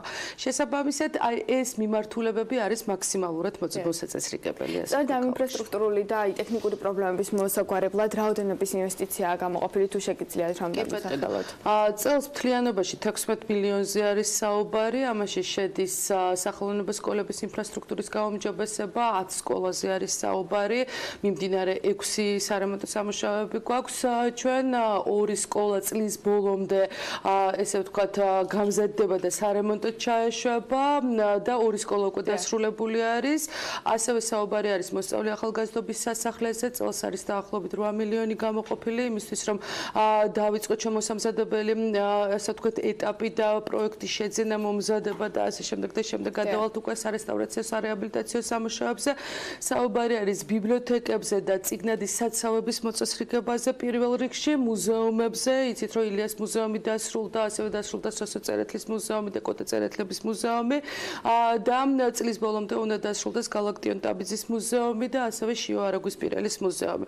შესაბამისად, ძალიან მასშტაბური ინფრასტრუქტურული სამუშაოები მიმდინარეობს, თუმცა რა თქმა უნდა ეს არ კმარა, მეტი და მეტი უნდა გავაკეთოთ ამისთვის. დაახლოებით 2 წელიწადში იგეგმება, რომ 30-ვე დარჩენილი დაუშვათ სკოლები იქნეს გარემონტებული, რომელსაც წელს ბუნებრივია მთლიანობაში ვერ ვითვისებთ. ასევე ბიბლიოთეკების რესტავრაცია, რეაბილიტაცია და რეკონსტრუქცია უნდა დავიწყოთ აუცილებლად და კიდევ გვაქვს 2 მუზეუმი დარჩენილი, რომელსაც აუცილებლად უნდა მივხედოთ. აქვე შემიძლია ვთქვა, რომ მომავალ წელს ზაქარია ფალიაშვილის სახლ-მუზეუმის სრული რესტავრაცია, რეაბილიტაცია იგეგმება. რაც შეეხება მტკვრის ჭალასთან დაკავშირებით, რა გეგმები გაქვთ? როგორც ვიცი, რაღაც რეკონსტრუქცია მიმდინარეობს და გეგმები გაქვთ ამ მტკვრის ჭალის პროექტი არის ერთ-ერთი ის პროექტი, რომელიც თავისუფალი პროექტების დაფინანსების დროს შემოვიდა და რომელსაც ჩვენ ძალიან აქტიურად დავუჭირეთ მხარი, რატო? იმიტომ რომ მტკვარი, ესე ვთქვათ, თბილისში მოედინება და ძალიან სამწუხაროდ ჩვენ მასთან ვერ მეგობრობთ, ანუ ქალაქსა და მტკვარს ერთმანეთთან არ აქვს ძალიან სამწუხაროდ კავშირი, თუმცა ეს ყოველთვის ასე არ იყო და სწორედ ტყვის გარშემო მოხდა, ესე ვთქვათ, თბილისის განაშენიანება და ჩვენ მაქსიმალურად ვეცდებით, რომ მტკვართან დავახლოვდეთ, მისი ფუნქციები კიდევ ერთხელ გავიხსენოთ და მისი სარგებელი, ესე ვთქვათ, მაქსიმალურად ვიპოვოთ. ინფრასტრუქტურული მიმართულებით აქაც დაიწყება ცოტა ხანში ძალიან საჭირო და სასარგებლო სამუშაოები, რაც სწორედ დააკავშირებს ადამიანსა და მტკვარს ერთმანეთთან და ვატო წერეთლის ეს არის CCI-ის სამედრო ხელოვნების ცენტრის პროექტი, რომელსაც ჩვენ აქტიურად მხარი დავუჭირეთ და პირველად თანხმობა კომისიისგან ჩვენ გვაქვს ამასთან დაკავშირებით, რომ სახელოვნებო სივრცე, სახელოვნებო პლატფორმა შეიქმნას პერიოდულზე, ოღონდ საუბარი მტკვრის ჭალებში იმისთვის, რომ ჩვენ უკვე დავინახოთ თუ რა სარგებელი შეიძლება მოგვიტანოს მტკვარმა და პირიქით. თქვენ ამ კულტურულ ნაწილში აერთიანებთ პარალელურად მხატვრებს, ხომ სწორად აღვნიშნე და ამიტომ მინდა გკითხოთ, სტრიტ არტის მიმართულებით მოიხატება თუ არა დედაქალაქში საცხოვრებელი კორპუსები ან ის ღონისძიებები, რაც დაგეგმილი იყო სტრიტ არტის მიმართულებით, ისევ გრძელდება, დაემატება თუ აღარ გაგრძელდება? არა, ბუნებრივია გრძელდება და აი ახლაც მიმდინარეობს გარკვეული სამუშაოები, ჩვენ ამდენიმე ჯგუფთან რომელთამ თანამშრომლობთ, ესეც სიმართლე გითხრათ არის თავისუფალი პროექტების ფარგლებში და რაც ნიშნავს თავისუფალი პროექტები, ანუ მოგმართავს ჩვენ აპლიკანტი, ჩვენ განვიხილავთ ამას კომისიაზე და შემდეგ კომისია მსჯელობს დაუჭიროს თუ არა მას მხარი და ზოგადად რა ბიუჯეტი დაუჭიროს და რა მიმართულებებში შეიძლება ასე ვთქვათ რომ ჩავერთოთ. ბუნებრივია სტრიტარტიას ერთ-ერთი მიმართულებაა, რომელიც ძალიან გვინდა რომ თბილისში განვითარდეს, თავად მერს არაერთხელ უთქვამს რომ თბილისი უნდა გაფერადდეს და ის ნაცრისფერი კედლები ძალიან სამწუხაროდ რომელიც ბევრია თბილისში მაქსიმალურად უნდა იყოს ათვისებული. აქვე პრეზენტაციის დროსაც მიმართ მაყურებელს და კიდევ ერთხელ მოგმართავთ რომ თუ თქვენ გსურთ რომ თქვენი კედლები იყოს მოხატული აუცილებლად მოგმართეთ ესე ვთქვათ ქალაქ თბილისის მერიას, იმიტომ რომ გარკვეული რეგულაციები არსებობს ამასთან დაკავშირებით. თუ ამხანაგობამ არ მოგცეთ ჩვენ თანხმობა ესე ვთქვათ რომ მის კედელზე იქნას კონკრეტული ნახატი დახატული და მოხატული და ასე შემდეგ, ჩვენ სამწუხაროდ ვერ შევალთ კონკრეტულ ეზოში თუ ვერ შევეხებით კონკრეტულ სახლს. თუმცა ეს პროცესი გრძელდება მაქსიმალურად სწრაფი ტემპით. ჩვენ გეგმავთ სავარაუდოდ რომ ბერლინის მუნიციპალიტეტთან ერთად ჩართული არის კულტურის ყოფილი ატაშე დუდენა მაზმანიშვილი ამ პროექტში შესაძლოა წელს განხორციელდეს პროექტი, რომელიც არის ბერლინ მურალის გაგრძელება და იქნება თბილისი მურალი და პარალელურ რეჟიმში სხვადასხვა ჯგუფს, ესე ვთქვათ, მათ შორის ნიკო, ეს ცნობილი ჯგუფია, რომელიც ქუჩის მხატვრობით არის დაკავებული, აქტიურად ვეთანამშრომლებით. ზუსტად აი ცოტა ხნის წინ დასრულდა ტელევიზიის ესე ვთქვათ, მიმდებარე ტერიტორიის ქვეშ გადასასვლელი ტერიტორია, რომელიც მიწის ქვეშ გადასასვლელი, რომელიც გამოცხადდა თავისუფალი ხატვის ზონად და ძალიან ბევრი დამწყები არტისტი იყო ამაში ჩართული. კიდევ ერთი პროექტი, როგორც ვიცი, არის მოსწავლე ახალგაზრდობის საზღლის რეაბილიტაცია. როდის დაიწყება თუ შეგიძლიათ რომ კონკრეტული ვადები გქონდეს? პროცესი დაწყებულია უკვე, ჩვენ პროექტის შესყიდვას ვახორციელებთ ამ ეტაპზე და ტენდერი არის გამოცხადებული ამასთან დაკავშირებით, თუმცა გარკვეული სამუშაოები უკვე ჩვენ დავიწყეთ, ეს არის მაგალითად გამოთმობლების სისტემის დამონტაჟება და 2 წლის განმავლობაში უნდა იყოს სრულად დასრულებული, რა თქმა უნდა ისტორიული კომპონენტი სრულად იქნება შენარჩუნებული და რესტავრაცია რეაბილიტაცია ჩაუტარდება მას და გარემო მთლიანობაში რაც არის დაგეგმილი, არის უნდა შეიქმნას ძალიან თანამედროვე იმისთვის, რომ 4000 ბავშვს ჩვენ სათანადოდ მოვემსახუროთ. კიდევ ერთი საკითხი არის სასაფლაოების თემა, რომელიც მინდა გკითხოთ. თქვენ გასული წლის მაისში ახსენეთ, რომ GPS-ებით მიმდინარეობდა მოკვლევა და სივრცითი ნაწილის შეცვლას გეგმავდით. როდის იგეგმება და როგორ? ეს პროცესი მუდმივად მიმდინარეობს. თქვენ მოგეხსენებათ, რომ 54 სასაფლაო არის თბილისში მთლიანობაში, შესაბამისად საკმაოდ მოცულობად და შრომატევად სამუშაოზე არის საუბარი. საბურთალო სასაფლაო სრულად არის დასრულებული და გადავიდნენ ბაკისა და პეტროპავლეს სასაფლაოებზე, ესე ვთქვათ, და ამჯერად მათი აღრიცხვიანობა იგეგმება, რაც შეეხება, რადგან საქმიანი დილაზე არის საუბარი, ინფრასტრუქტურული მიმართულებით აქაც სიახლეები გვაქვს. უმრავლესობა სასაფლაოების არ იყო სამწუხაროდ შემოღობილი და არ იყო გამიჯნული მოსახლეობისგან, იმიტომ რომ საკმაოდ ახლოს მდებარეობს, ესე ვთქვათ, მოსახლეებთან. შესაბამისად, ჩვენ დავიწყეთ შეღობვითი სამუშაოების და მთლიანობაში მილიონი არის გამოყოფილი წელს, ესე ვთქვათ, სასაფლაოების შეღობაზე. ბუნებრივია ეს ტენდენცია გაგრძელდება, ასევე სწორდება, ესე ვთქვათ, ის საკითხი და ის პრობლემა, რომელიც წყალს ეხება და ჯიბისთან აქტიურად თანამშრომლობთ იმასთან დაკავშირებით, რომ წყალი სასაფლაომდე იყოს მოყვანილი და შემდეგ ჩვენ უზრუნველყოფთ მის შეყვანას სასაფლაოების ტერიტორიაზე და ასე შემდეგ. ანუ ძალიან ბევრი მიმართულებით მუშაობთ ამასთან დაკავშირებით. და ბოლოს თბილისის წიგნის ფესტივალსაც მინდა შევეხო, როგორც იცით, წელს პირველად თბილისის მერის სტენდი გვექნება ფესტივალზე.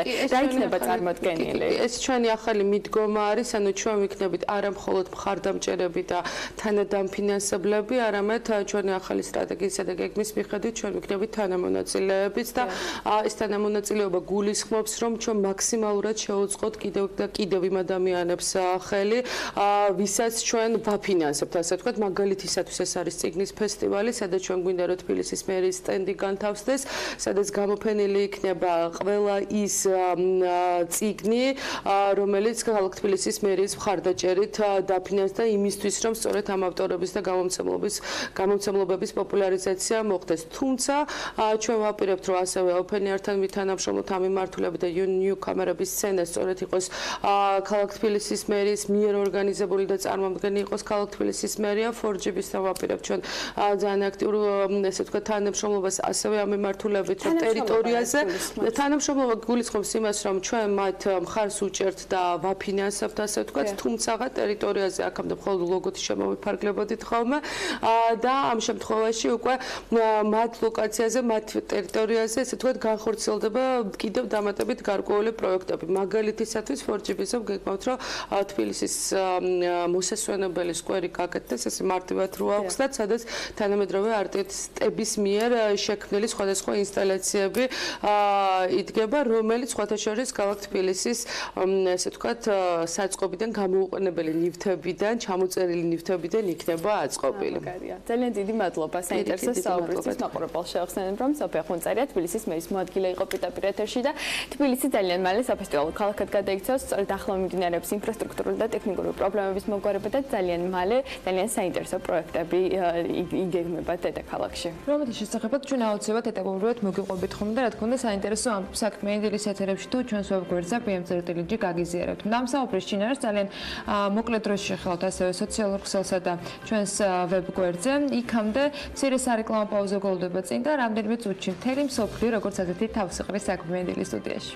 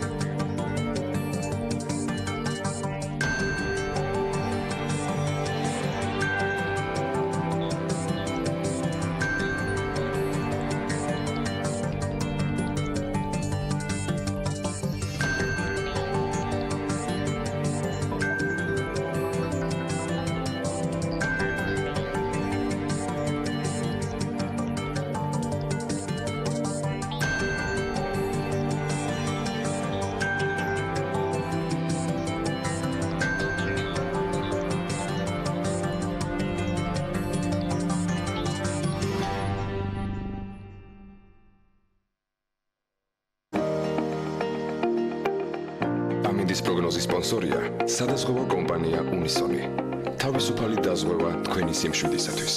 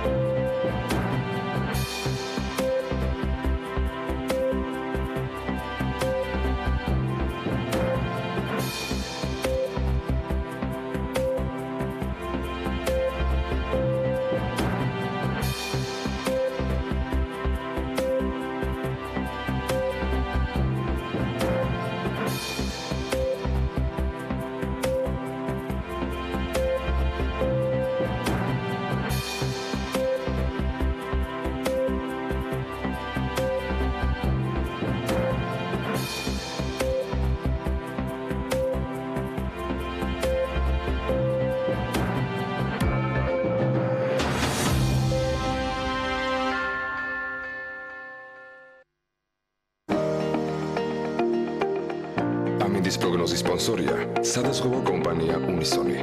თავისუფალი დაზღვევა თქვენი სიმშვიდისათვის.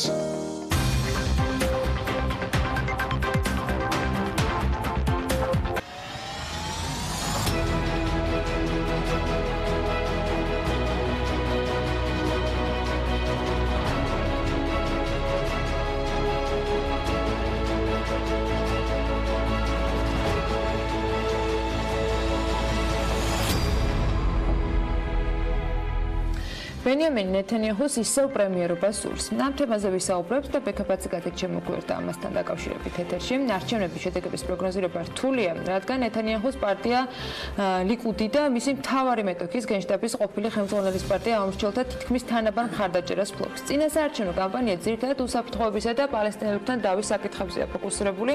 ბენი განცი 2012 და 2014 წლებში ღაზა სექტორში სამხედრო ოპერაციებსაც ხელმძღვანელობდა, მაშინ პრემიერი ნეთანიაჰუ მას სამხედრო მეთაურად მოიხსენებდა. თუმცა არჩევნებმა ისინი ერთმანეთთან დააპირისპირა და მაინც რა ქმნის პროგნოზირებისათვის რთულ გარემოს ისრაელში და რა ხდება დანარჩენ მსოფლიოში. ბუკა პეტრიაშვილი მიმოიხილავს 4-შაბათის საქმიანი დილის ეთერში, რომელიც უკვე სტუდიაში შემოგვერთა და ბუკა დილა მშვიდობისა. დილა მშვიდობის, მოგესალმებით. ანა ბექა, მოგესალმებით ჩვენს მაყურებელს. ძალიან ცხარე და ესეთი დაძაბული არჩევნები არის, უკვე ფაქტიურად რეალურად 98% ხმების დათვლილია. ბენიამინ ნეთანიაჰუ ძალიან მაღალი ალბათობით შეძლებს კოალიციის ჩამოყალიბებას, ფორმირებას, იმიტომ რომ ლიკუდს და ბენიამინ განცის ლურჯი თეთრების კოალიციას აქვს უკვე 35 ადგილი მიღებული და მოპოვებული ასოციაციიან პარლამენტში, კნესეთში, მაგრამ შედეგების მიხედვით 97-18% შედეგების მიხედვით მემარჯვენე, ულტრამემარჯვენე პოლიტიკური ძალები, რომლებიც პირდაპირ ასოცირდებიან და აუცილებლად შევლენ კოალიციაში ლიკუდთან, მართლ პარტიასთან, უკეთეს შედეგებს აჩვენებენ, არის 8 და 5 ადგილი მოპოვებული ცალკეული პარტიების მხრიდან, რაც საერთო ჯამში კიდევ ერთ მემარჯვენე პარტიას აქვს 4 ხმა მიღებული და რაც საერთო ჯამში რეალურად მიცემს 65 ადგილამდე. ეს კი საფუძვლებით საკმარისია იმისათვის, რომ ბენიამინ ნეთანიაჰუ ისრაელისთვის სარეკორდო მეხუთე ვადით იქნეს არჩეული და ისედაც დროის ხანგრძლივობის მიხედვითაც ის უკვე ბენ-გურიონსაც გადაასწრებს და რეალურად იქნება ყველაზე ხანგრძლივი ვადით მოქმედი ისრაელის პრემიერ-მინისტრი, მიუხედავად იმისა, რომ მის წინააღმდეგ არის აღძრული სისხლის სამართლის საქმე, კორუფციის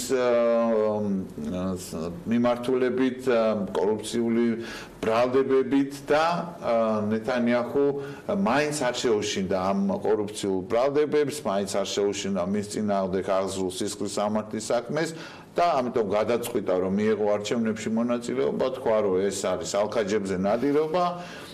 მე მინდა გითხრათ, რომ ჩვენს მაყურებელს შევახსენო, რომ ყველას უსურვებდი ისეთ ძლიერ მოკავშირეს არჩევნებში, როგორც არის ამერიკის შეერთებული შტატები და მისი პრეზიდენტი დონალდ ტრამპი, იმიტომ რომ ის რაც დონალდ ტრამპმა პრინციპში ნეთანიაჰუს კამპანიისთვის გააკეთა, ბოლო პერიოდის განმავლობაშიც კი ძალიან სერიოზული მნიშვნელობის და დატვირთვის იყო ნეთანიაჰუ ჩასვლამდე ვაშინგტონში, ბოლო ჩასვლამდე ვაშინგტონში სახელმწიფო მდივანი პომპეო იყო, მივიდა იერუსალიმის დასავლეთის კედელთან.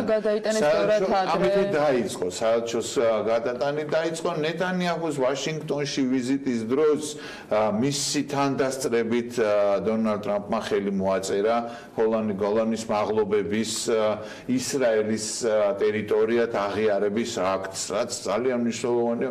დანარჩენი მსოფლიო არ აღიარებს, მაგრამ მიუხედავად ამისა და არჩევნების წინა დღეს ორშაბათს ამერიკის შეერთებულმა შტატებმა საერთაშორისო ტერორისტული ორგანიზაციების სიაში შეიყვანა ირანის ისლამური რევოლუციის გუშაგთა, ესე ვთქვათ, არმია და მისი ხელმძღვანელი ამასთან დაკავშირებით ცოტა მოგვიანებით სულ რამდენიმე წუთში მოგითხრობთ, მაგრამ ეს ყველაფერი ერთობლიობაში განიხილება ნამდვილად როგორც უსერიოზულესი დიპლომატიური მონაპოვარი და შედეგი ბენიამინ ნეთანიაჰუს ესეთი აგრესიული დიპლომატიის არჩევნებზე გავლენა იყო ბიდი ამ არჩევნებზე ამან გარკვეული ეხლა ეს რთულია ნამდვილად ამის თქმა რომ რამდენად კონკრეტულად რამდენ ხმაში და რამდენ პროცენტში აისახა მაგრამ ყველა ერთხმად აღიარებს რომ ეს ყველაფერი მის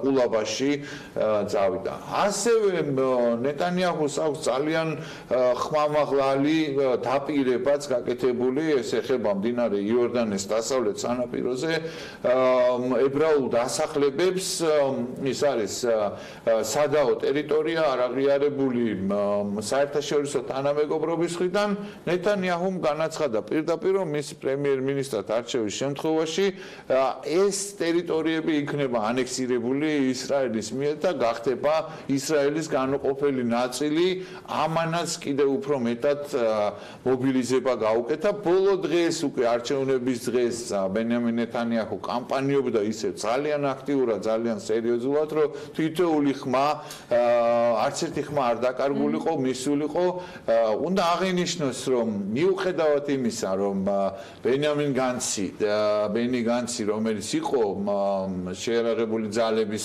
უფროსი ისრაელის შეიარაღებული ძალების და მასთან ერთად ასევე გენერალი იალონი და გენერალი აშკენაზი რომლებიც ასევე სხვადასხვა დროს ხელმძღვანელობდნენ ისრაელის არმიას მასთან ერთად ჩამოაყალიბეს ეს კოალიცია ბოლო პერიოდში მაინც გადავიდა უკვე პირადულში ეს დაპირისპირებები საკმაოდ სერიოზული ბრალდებები წაუყენა ნეტანიაჰუმ ბენი განცს რომ მას დაუხაკეს არაბებმა ტელეფონი ის ვერ უზრუნველყოფს თავის ტელეფონით კამპანიური ნაწილი ძალიან სერიოზული იყო იქამდეც კი მივიდა რომ მან ბრალი დაასდო ბენი განცს ერთ-ერთი ოპერაციის დროს დაჭრილი თანამებრძოლის მიტოვებაში თუმცა ეს არ დადასტურდა გამოძიებით მაგრამ კამპანიას თავისი მაინც გავლენები და შედეგები მოაქვს. ასევე უნდა აღინიშნოს რომ მიუხედავად იმისა რომ ეს ოპოზიციური თქვათ კოალიცია რომელიც თებერვალში დაფუძნდა ამ სამი გენერლის მიერ არის ცენტრისტული არის უფრო მემარცხენე ორიენტაციის მიუხედავად ამისა თავარ მნიშვნელოვან საკითხებში მათ სრული თანხმედრა აქვთ ლიქუდის პარტიასთან პრემიერ-მინისტრ ნეტანიაჰუს პოლიტიკასთან უბრალოდ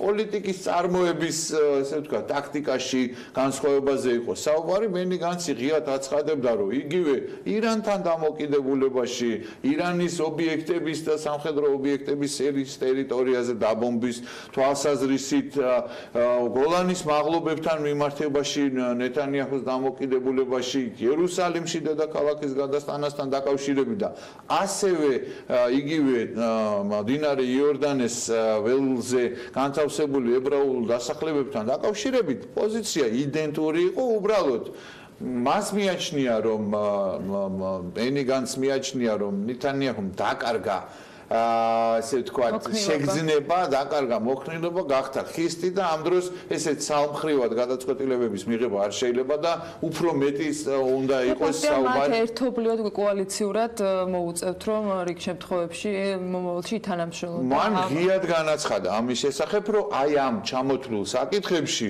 როდესაც ის გახდება პრემიერი აუცილებლად ხარს დაუჭერდა მასაც ასევე ბენიამინ ნეტანიაჰუ მაგრამ ის სრულ მხარდაჭერას უცხადებდა და ბიბი ნეტანიაჰუს რომელიც ჟურნალ ტაიმსმა ბიბი კინგის მსგავსად კინგ ბიბით შეირაცხა და ნამდვილად ის იქნება უახლოეს დღეებში საათებშიც კი ეს გადაწყვეტილებაც იქნება მიღებული მაგრამ ამ ძირითად საკითხებში ეს არის სრული ერთცულოვნება მე მინდა გითხრათ რადგან შევეხეთ ირანის თემას ბუნებრივია ირანი საკითხი პირდაპირ და ძალიან სერიოზულად არის მიბმული უსაფრთხოებასთანაც ისრაელის თემასთანაც და ჩვენი მაყურებლისთვისაც ძალიან მნიშვნელოვანია საქმიანი დილის მაყურებლისთვისაც და ბიზნეს წრეებისთვისაც იმიტომ რომ საერთაშორისო ტერორისტული ორგანიზაციების სიაში სახელმწიფო უწყების და მისი ხელმძღვანელების შეყვანას პირველად ხდება საერთოდ პრაქტიკაში ასეთი რამ მსოფლიო პრაქტიკაში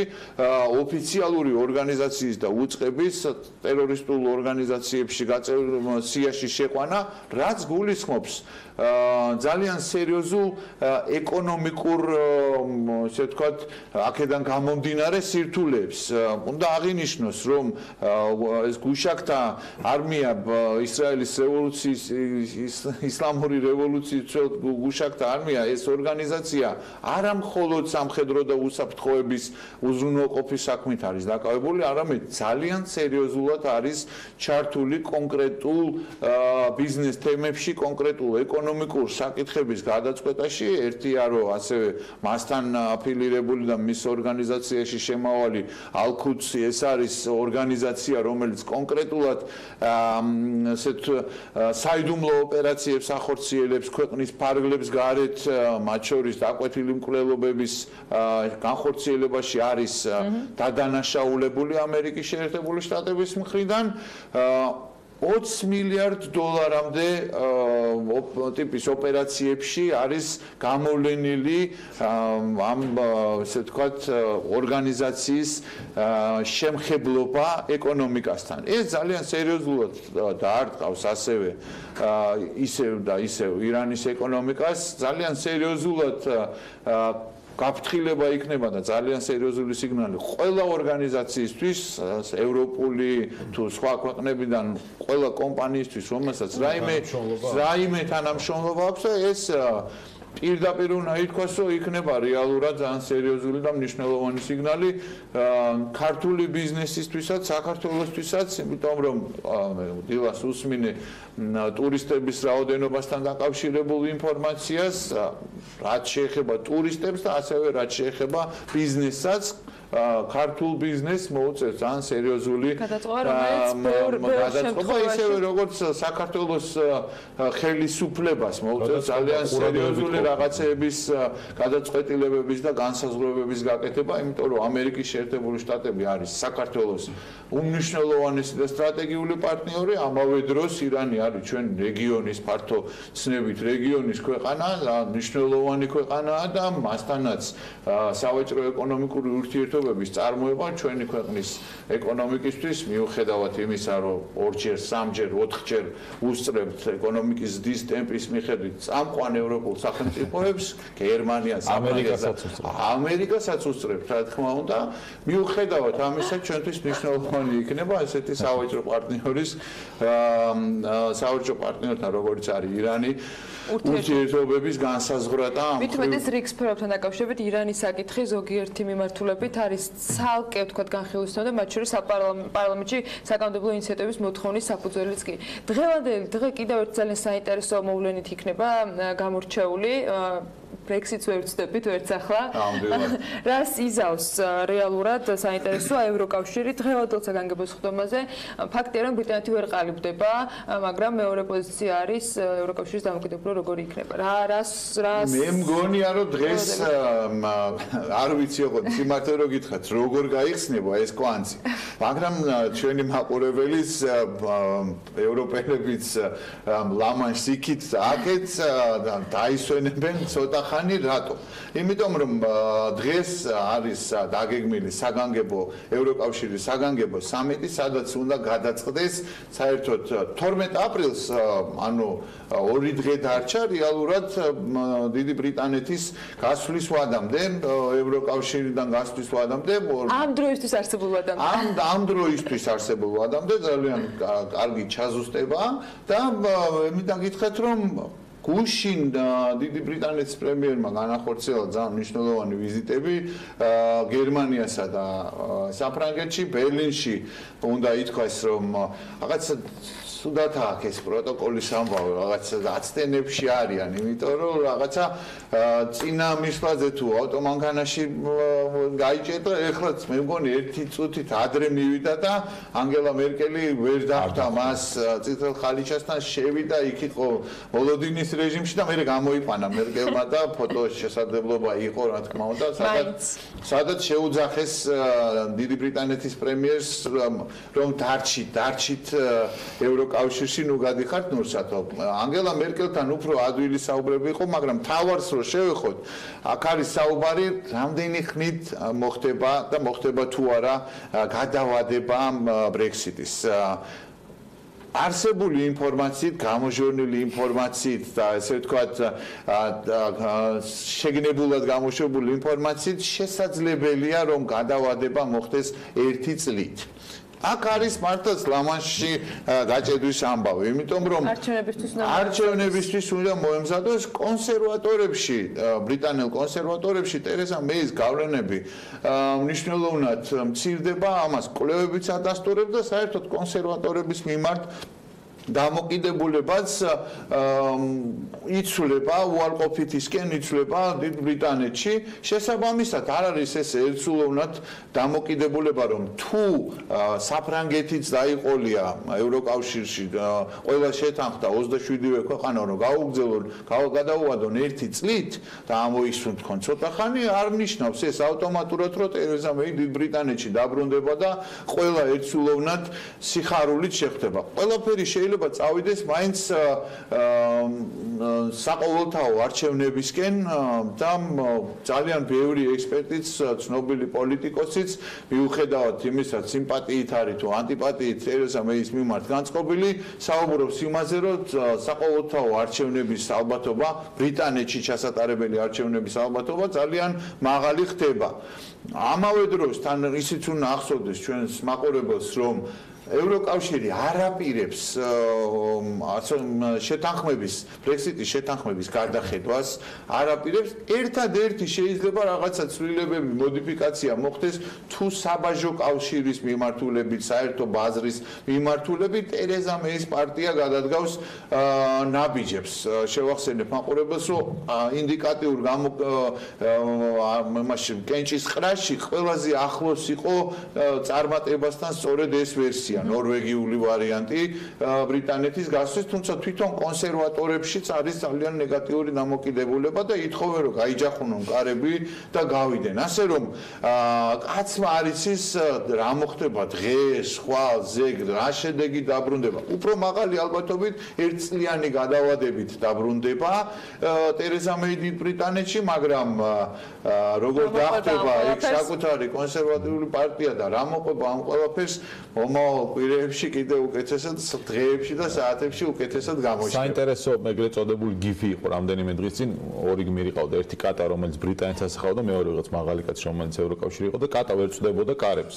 ამ კაცმა გაუღო და მე აღარ გამოდიოდა ანუ იმ კარებში, ან დაახლოებით ეგრეთ სიტუაცია. ბრექსიტი რაღაც ლინგვისტებისათვის საინტერესო სიტყვა იქცა და მე მგონი ეს ძალიან საინტერესო ნაწილი იქნება ისტორიის გადმოსახედი და მთელი ეს წლები, რომელიც ამ პროცესს უკავშირდება.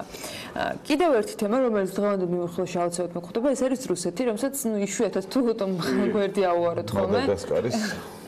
რუსეთთან მიმართებაშიც ეს აბსოლუტურად სწორად და ლოგიკურად ებმება ბრექსიტსაც, იმიტომ რომ არის საყოველთაოდ გავრცელებული აზრი, ისეთი ტიპის მალერის გამოძიების ტიპის გამოძიება დიდ ბრიტანეთში არ ჩატარებულა, მაგრამ დარწმუნებული ვარ, რომ ასეთი გამოძიება რო შემდგარიყო, უბრალოდ დარწმუნებული ვარ ამაში, რომ ძალიან ბევრ ნიშანს და კვალს იპოვებდნენ რუსეთის თანამონაწილეობის, იმიტომ რომ აი მართლაც ეხლა გეოგრაფიას გეტყვით, ჩვენ მიყვავს ხოლმე ესე მოგზაურობაში ჩვენი მაყურებელი და როდესაც მაგალითად ცხელდება კონფლიქტი და ძალიან ძიმე ვითარება რეალურად ლიბიაში, სადაც ფელდმარშალი ხაფტარი უტევს დედაქალაქ ტრიპოლის, იქ არის დაბომბვები, უპება მშვიდობიანი მოქალაქეები. ვინ უჭერს მხარს ამბოხებულ ფელდმარშალს? რა თქმა უნდა, პუტინის პირადი მზარეულის პრიგოჟინის, ეგრე ვთქვათ, კერძო სამხედრო კომპანიის დაქირავებული მკვლელები, ჩვეულებრივი დაქირავებული მკვლელები, რომლებიც არიან მის გარემოცვაში. იცის ყველამ, რომ ვენესუელაში არის, რა თქმა უნდა, ჩასული თვითმფრინავები, ჩასული 300-400 კაციანი ჯგუფი არის იგივე პრიგოჟინის კერძო კომპანიის, ეგრეთ წოდებული კერძო კომპანიის. სულ ცოტა ხნის წინ გავრცელდა ინფორმაცია, რომ ფილიპინებში, სამხრეთ ჩინეთის ზღვაში, სადაც საკმაოდ სერიოზული დაძაბულობა არის, იმიტომ რომ კონცენტრირებული არის ჩინეთის საზღვაო ფლოტი ძალიან სერიოზულად ფილიპინების მიერ ოფიციალურად კონტროლირებადი კუნძულების ირგვლივ, რომელსაც ფილიპინები აცხადებს, რომ ეს არის მისი ტერიტორიები, ხოლო ჩინეთი კი ამტკიცებს, რომ ეს არის ჩინური ტერიტორიები აცხადებს პრეტენზიას ამ ტერიტორიებზე და შეიძლება იქ სამხედრო დაპირისპირებასაც კი კონდეს ძალიან მაღალი ალბათობა და ფილიპინების ლიდერი დუტერტე აცხადებს, რომ ის კამიკაძე მისიებს გააგზავნის ჩინელების წინ აღსადგომად. ვინ ჩდება ამ დროს ამ სამხრეთ ჩინეთის ზღვაში სადაურსა საწაიღოს და რა თქმა უნდა რუსული საზღვაო ფლოტი ჩდება იქვე მეგობრული ვიზიტით და იქვე სადაც არის ათეულობით ჩინური სამხედრო საზღვაო ფლოტის გემები და კატარღები იქვე ჩდება 2-3 მაგრამ რუსული კატარღებიც ასევე და ამ მოგზაურობის ბოლოს რა თქმა უნდა კუნძულოვან არაჩვეულებრივ კუნძულოვან მადაგასკარზეც უცოტა ხნის წინ ასევე გახდა გამოძიების შედეგად გახდა ცნობილი ინფორმაცია, რომ მადაგასკარში ცოტა ხნის წინ შემდგარ არჩევნებში რამდენიმე კანდიდატს მართალია ისინი ვერ გავიდნენ მეორე ტურში, მაგრამ რამდენიმე ოპოზიციურ კანდიდატს პირდაპირ ესეთი მუშურ-გლეხური წესით შემოდნით ესე პირდაპირ მის თანხების და თამასუკების შეთავაზებით ჩასულები იყვნენ ეგრეთ წოდებული პოლიტექნოლოგები, რომლებიც რა თქმა უნდა პირდაპირ კავშირში არიან პრიგოჟინთან, რომელიც სასწაულებს ახდენს თავისი ბზარეულობით, შებზარეულობით, მაგრამ სადაც არის მინერალები, სადაც არის ნავთობი, სადაც არის ინტერესები, იარაღის ყიდვა-გაყიდვის საკითხი, იქ ყველგან არის, რა თქმა უნდა, ეს ფრთა, ეს რუსული კრემლის ფრთა, რომელიც ძალიან აქტიურად აფათურებს ხელს და იკავებს პოზიციებს, როგორც ეს იყო სირიაში და როგორც არის ინგრედიენტებს ეძებენ, რა თქმა უნდა, საკუთარი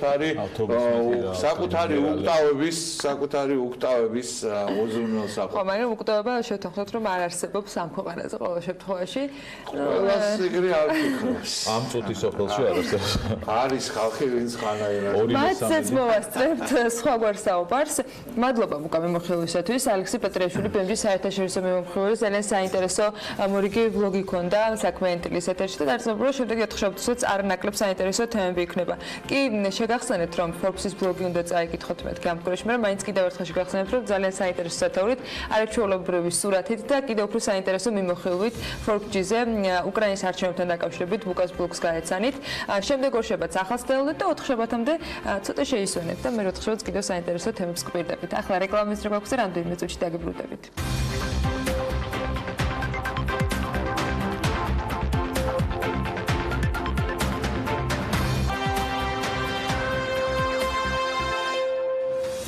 ერთმანეთთან 14 აპრილის ჩათვლით ექსპო ჯორჯია მშენებლობისა და ინტერიერის რიგით 24 საერთაშორისო გამოფენას უმასპინძლებს. ამ გამოფენაში მონაწილეობის მსურველი კომპანიების რაოდენობა კი ყოველწლიურად მზარდია. 4 დღის განმავლობაში საკუთარ პროდუქციასა და სერვისებს 15 ქვეყნიდან წელს 200-მდე კომპანია წარმოადგენს. გამოფენაში მონაწილეებს შორის სამშენებლო მასალების და ტექნიკის იმპორტიორი კომპანია ციტადელიც არის, რომელიც ქართულ ბაზარზე 2011 წლიდან გამოჩნდა. რაც შეესთავაზებენ პოტენციურ და უკვე არსებულ კლიენტებს გამოფენის ფარგლებში კომპანიის წარმომადგენლები საქმიანი დილის ეთერიდან შევიტყობ დეტალებს. ჩვენი სტუმრები არიან ირაკლი შეყილაძე, ციტადელის ტექნიკური სამსახურის ხელმძღვანელი და თათია ნავროზაშვილი, ციტადელის მარკეტინგის მენეჯერი. დილომშვიდობის მოგესალმებით. მადლობა გადაცემაში მობრძანებისთვის.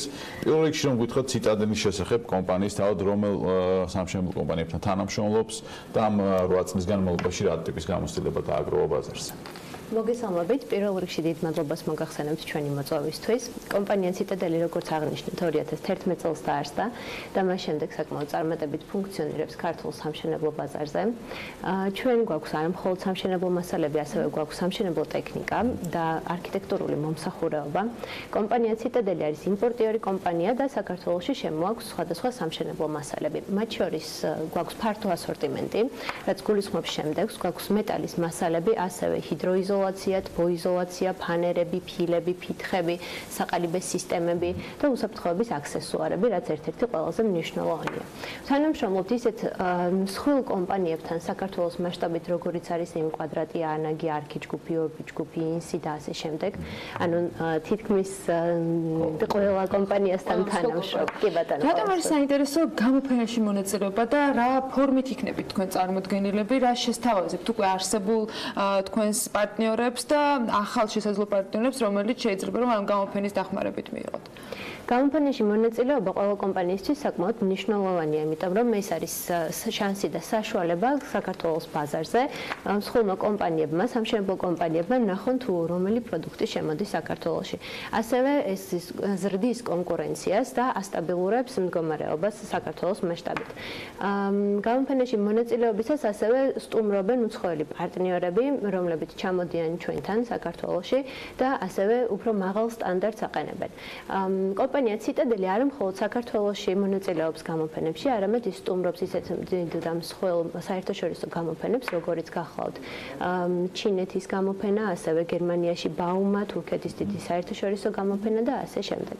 რითი იქნება განსხვავებული თქვენი პრეზენტაცია ამ გამოფენაზე და რას სთავაზობთ განსხვავებულ ზოგადად? ანუ ფაქტია რომ ბევრი პარტნიორი გყავთ და რა განსაკუთრებულობით გამოირჩევით და რა შეიძლება თქვათ ახალი პარტნიორებისათვის იყოს საინტერესო, რომელთაც თქვენ თავს წარუდგენთ? კომპანია ციტადელი, როგორც აღნიშნე, არის იმპორტიორი კომპანია. ჩვენ გვაქვს საკმაოდ ბევრ საერთაშორისო კომპანიასთან ურთიერთობა და თანამშრომლობა. ისეთ საერთაშორისო კომპანიებთან, რომელიც არის საყალიბე სისტემებში პერი, ასევე ფანერების წარმოებაში სვეზა, თბოსაიზოლაციო მასალებში როკული და ასე შემდეგ. ანუ მე როდესაც უყურებდით კომპანიების ჩამონათვალს იმ მასალების, რომელიც თქვენ ბაზარზე შემოგაქვთ და შემდეგ ბევრმა მეც ვერ გავიგე ხო ნახევარზე მეტი მე გუგლავდი რაღაცებს და თქვენ რომ აგვიხსნათ ანუ ისი კონკურენტული უპირატესობები რაც გამოარჩევს ციტადელს და იმიტომაც თანამშრომლობა არის მსხვილ კომპანიებთან წლების განმავლობაში. მარტივად რომ ვისაუბროთ, ჩვენ ვართ ოფიციალური პარტნიორები გერმანული კომპანია პერის, რომელიც მსოფლიოში ლიდერი არის საყალიბე სისტემების წარმოებაში. ჩვენ სტენდზე წელს წარმოდგენილი იქნება ყველა ის პროდუქტი, რომელსაც კომპანია პერი თავაზობს სამშენებლო სექტორს და განსაკუთრებით ყურადღება მისაქცევი იქნება კომპანია პერის ახალი ინოვაციური პროდუქტი, ისეთი პროდუქტი, როგორც არის დუო. დუო ეს გახლავთ მაღალი სიმტკიცის პოლიმერისაგან დამზადებული საყალიბე სისტემა, რომელშიც ლითონი პრაქტიკულად გამოყენებული არ არის. ეს საყალიბე სისტემა არის მსუბუქი, მოხმარებისათვის იოლი, მისი საშუალებით ყალიბების აწყობისათვის დაახლოებით 3-ჯერ უფრო ნაკლები პერსონალი არის საჭირო და 2-ჯერ უფრო ნაკლები დროა. შესაბამისად ეს ყველაფერი მშენებლებისათვის საინტერესოა იმ თვალსაზრისით, რამდენადაც ყველაფერი გადავიყვანოთ ფინანსურ ნაწილში, ბევრად უფრო მომგებიანი ამ სისტემის გამოყენება. პლუს ამას ამ სისტემას აქვს სხვა ბევრი დადებითი თვისება, ისეთი როგორიც არის მაგალითად მისი მდგრადობა სინესტის მიმართ. სინესტის გამო არ იცვლის ფორმას, არ იჟანგება კოროზიას არის ამ მეთოდით რომელიმე თქვა პროექტი შესრულებულია? საქართველოში უკვე რამდენიმე პროექტი შესრულდა ამ საყალიბე სისტემის გამოყენებით და შემიძლია გითხრათ რომ მშენებლები რომლებიც მას იყენებენ თავიდან ცოტა სკეპტიკურად მიჩერ უყურებდნენ ყველაფერ ამას, მაგრამ პრაქტიკა მაჩვენა მათ რომ ეს ბევრად უფრო მომგებიანია და ბევრად უფრო უპრიანია. ანუ ელემენტარულად ყველაფერს თავი დავანებოთ არ გააჩნია ხმაური ამ სისტემას აწყობის დროს. ორი ადამიანი პრობლემოთ აწყობს, ფიზიკურად ყველაზე დიდი ფილა არის 25 კილოგრამამდე წონის, შესაბამისად ერთ ადამიანს შეუძლია თავისუფლად აიღოს ხელში და გადაადგილოს. ზოგადად ასეთი დეტალები ჯამურად მშენებლებისათვის გაასაგები არის რა კომფორტს ქმნის და თქვათ რაში ეხმარებათ იგივე თქვათ ფინანსურ ნაწილში თუ ეს იქნება სამშენებლო დროისა და რესურსის დაზოგვის თვალსაზრისით, მაგრამ აი მომხმარებლის მხრიდან ჩემი გადმოსახედით რომ შევხედოთ, რა თქვათ დამატებითი სარგებელი შეიძლება მივიღო ასეთი სამშენებლო მასალის გამოყენებისგან, გარდა იმისა, რომ შეიძლება დაკვეთის შემთხვევაში დროულად ჩამბარდეს კონკრეტული თქვათ პროდუქტი. ანუ ვიზუალურად შემდეგ რამე სხვაობას აძლევს, სხვა თქვათ რეალობის წინაშე აყენებს უკვე მომხმარებელს, რომელიც ამ სივრცეს გამოიყენებს, სადაც ეს ახალი მეთოდოლოგია იქნება გამოყენებული, თუ აი რა ხდება? კარგად გიპასუხებთ. შეიძლება ითქვას, რომ კომპანია პერის დუო სისტემა არის ერთ-ერთი საუკეთესო სისტემა იმისათვის, რომ მივიღოთ რაც შეიძლება მაღალი ხარისხის ზედაპირის ხმულების ბეტონის ხმულების დამზადების შედეგად. შეიძლება ითქვას, რომ არქიტექტურული ბეტონი შეგვიძლია მივიღოთ მათი გამოყენებით რა. ანუ უფრო მყარია.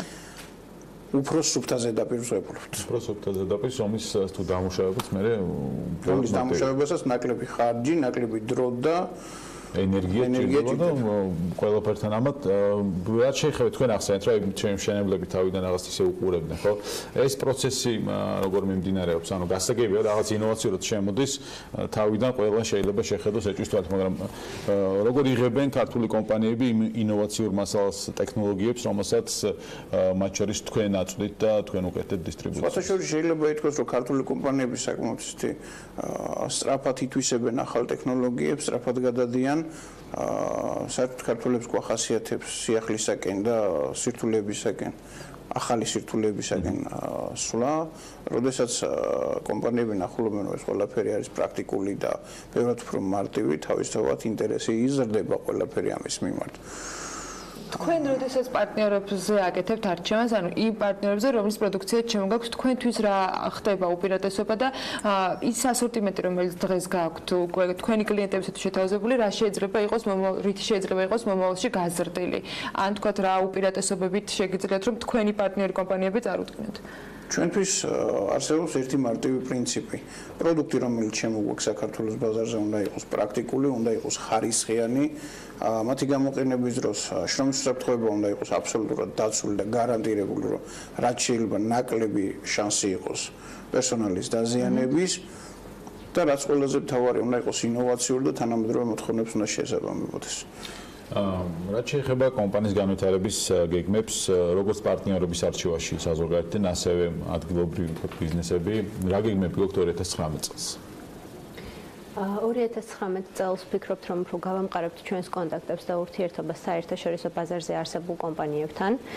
ვიქნებით უფრო მეტი კომპანიის ექსკლუზიური პარტნიორები და შემომტანები საქართველოში და ვფიქრობთ, რომ განმავითარებთ ერთ-ერთ ყველაზე მნიშვნელოვან ნაწილს, ჩვენ ვართ ერთ-ერთი ასე ვთქვათ ძალიან კარგი კომპანია, რომელსაც სურს, რომ საქართველოში განავითაროს მწვანე გადახურვის სისტემა, რაც გულისხმობს მწვანე საფარის შექმნას სახურავსა და აივნებზე, რომელიც არის ჩვენი ჯანმრთელობისთვის ასევე ძალიან სასარგებლო და ვფიქრობთ, რომ ამ მიმართულებას განავითარებთ და სამშენებლო კომპანიებს მივცემთ იმის საშუალებას და მივცემთ იმის მიმართულებას, რომ მწვანე საფარი გააკეთონ თავის სახურავზე, რომელიც იქნება ჩვენი ჯანმრთელობისთვის. კონცეფციაში მომავლის ქალაქის არის ყველგან მწვანე საფარიანი შენობები და არა მარტო სახურავზე, არამედ ასე ვთქვათ, შენობის ფასადზეც არის ბაღები მოწყობილი. მგონი საინტერესო შემოთავაზება იქნება და ძალიან საინტერესო სიახლეები იქნება გამოფენაზე, რომელშიც მონაწილეობას მიიღებს კომპანია ციტადელი. წარმატებას გისურვებთ გამოფენაზე და სამომავლო განვითარებაში. მადლობა იმისთვის, რომ ვიყავით ჩვენთან ერთად. ირაკლი შეღელაძე, ციტადელის ტექნიკური სამსახურის ხელმძღვანელს და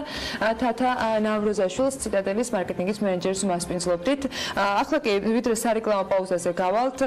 კიდევ ერთი სიუჟეტი უნდა წარმოგიდგინოთ. დგას თუ არა ევროპა პურის დეფიციტის საფრთხის წინაშე? ამ კითხვამ ბოლო დღეებში აქტუალობა შეიძინა და მათ შორის საქართველოშიც აქტიურად განსახილველი საკითხი იყო.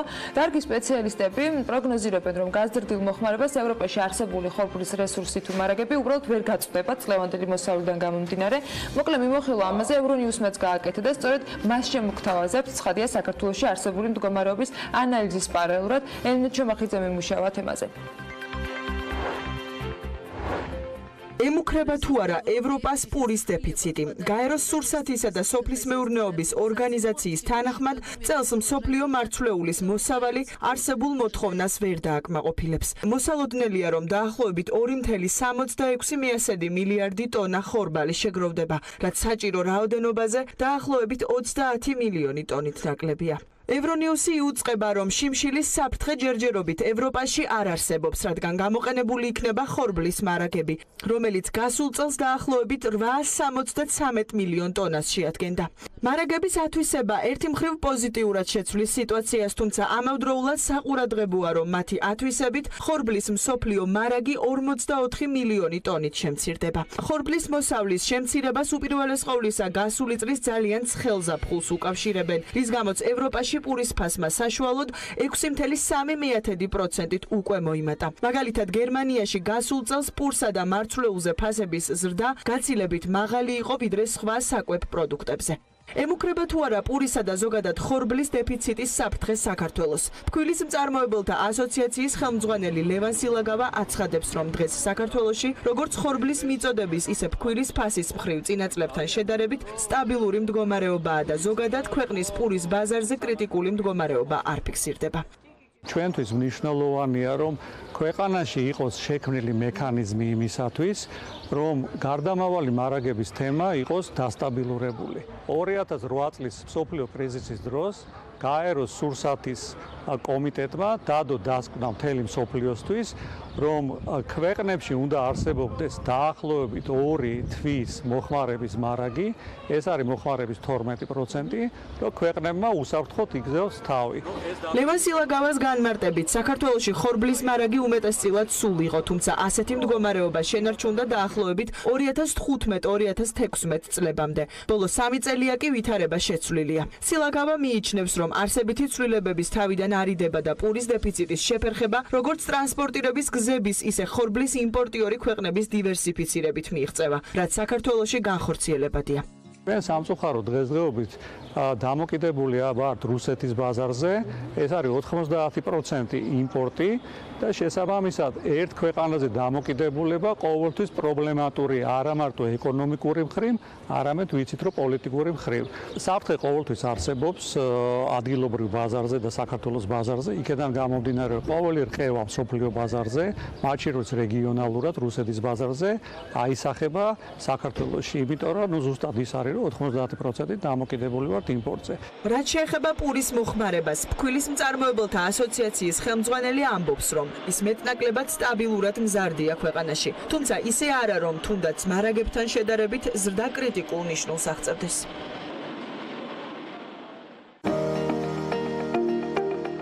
ამინდის პროგნოზის სპონსორია სადაზღვევო კომპანია უნისონი.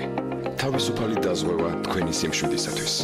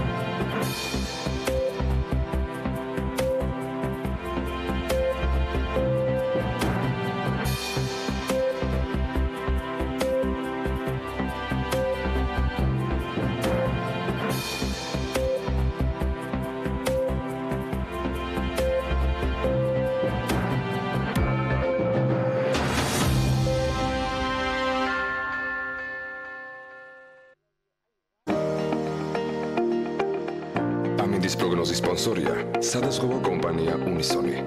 თავისუფალი დაზღვევა თქვენი სიმშვიდისათვის.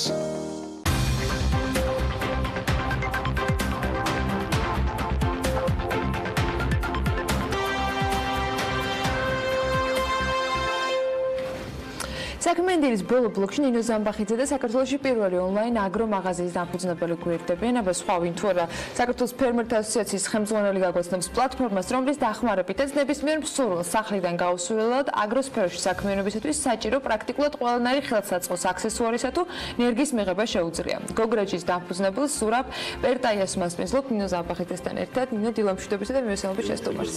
მოგესალმები, ანა, მივესალმები ჩვენ მაყურებელს, დილა მშვიდობისა ბექა.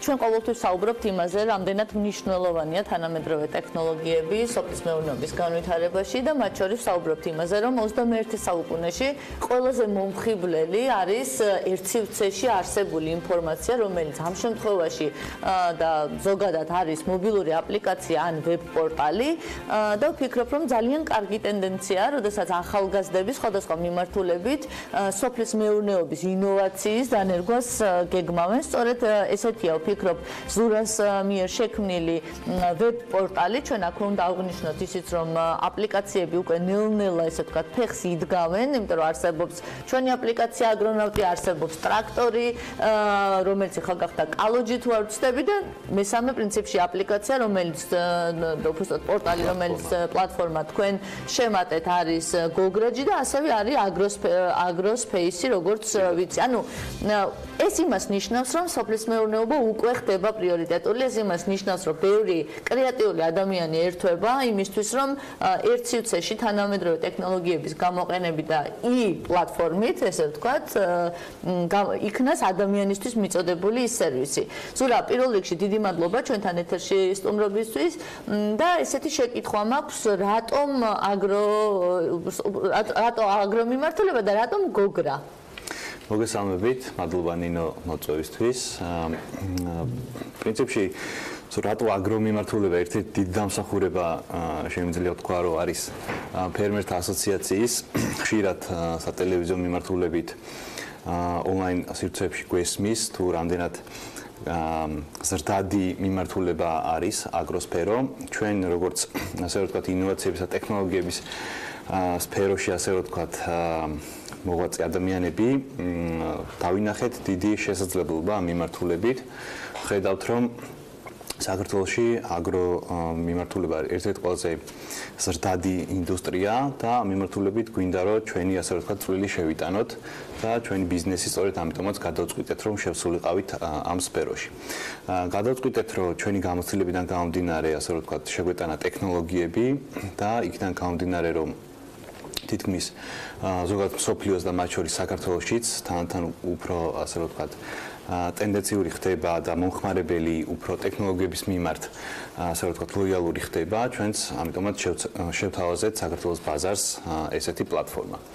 უფრო დეტალურად რა ახსნათ აი ჩვენი მაყურებელი ახლა ხედავს პლატფორმას პირველი რაც სანამ გადავალდე ხო რატო ქვია გოგრა იმიტომ რომ ძალიან კარგი ტენდენცია თქვა ტრაქტორი რაღაცა ასოცირდება სოფლის მეურნეობასთან. თვითონ სახელი გოგრა ასე ვთქვათ ბევრი ფიქრის შედეგად გადავწყვიტეთ იქიდან გამომდინარე რომ რა თქმა უნდა უკავშირდება აგრო მიმართულებას და რაც თავარია ყველაზე კარგად გამოთქმადი და დამახსოვრებადი სიტყვა არის და მოკლედ ბევრი ონლაინ ასე ვთქვათ მაღაზიებიდან გამომდინარე შეიძლება მარტივად გამოარჩიო გოგრა იმიტომ რომ მარტივად დამახსოვრებადი სიტყვა არის. თან გემრიელია ვისაც გოგრა უყვარს.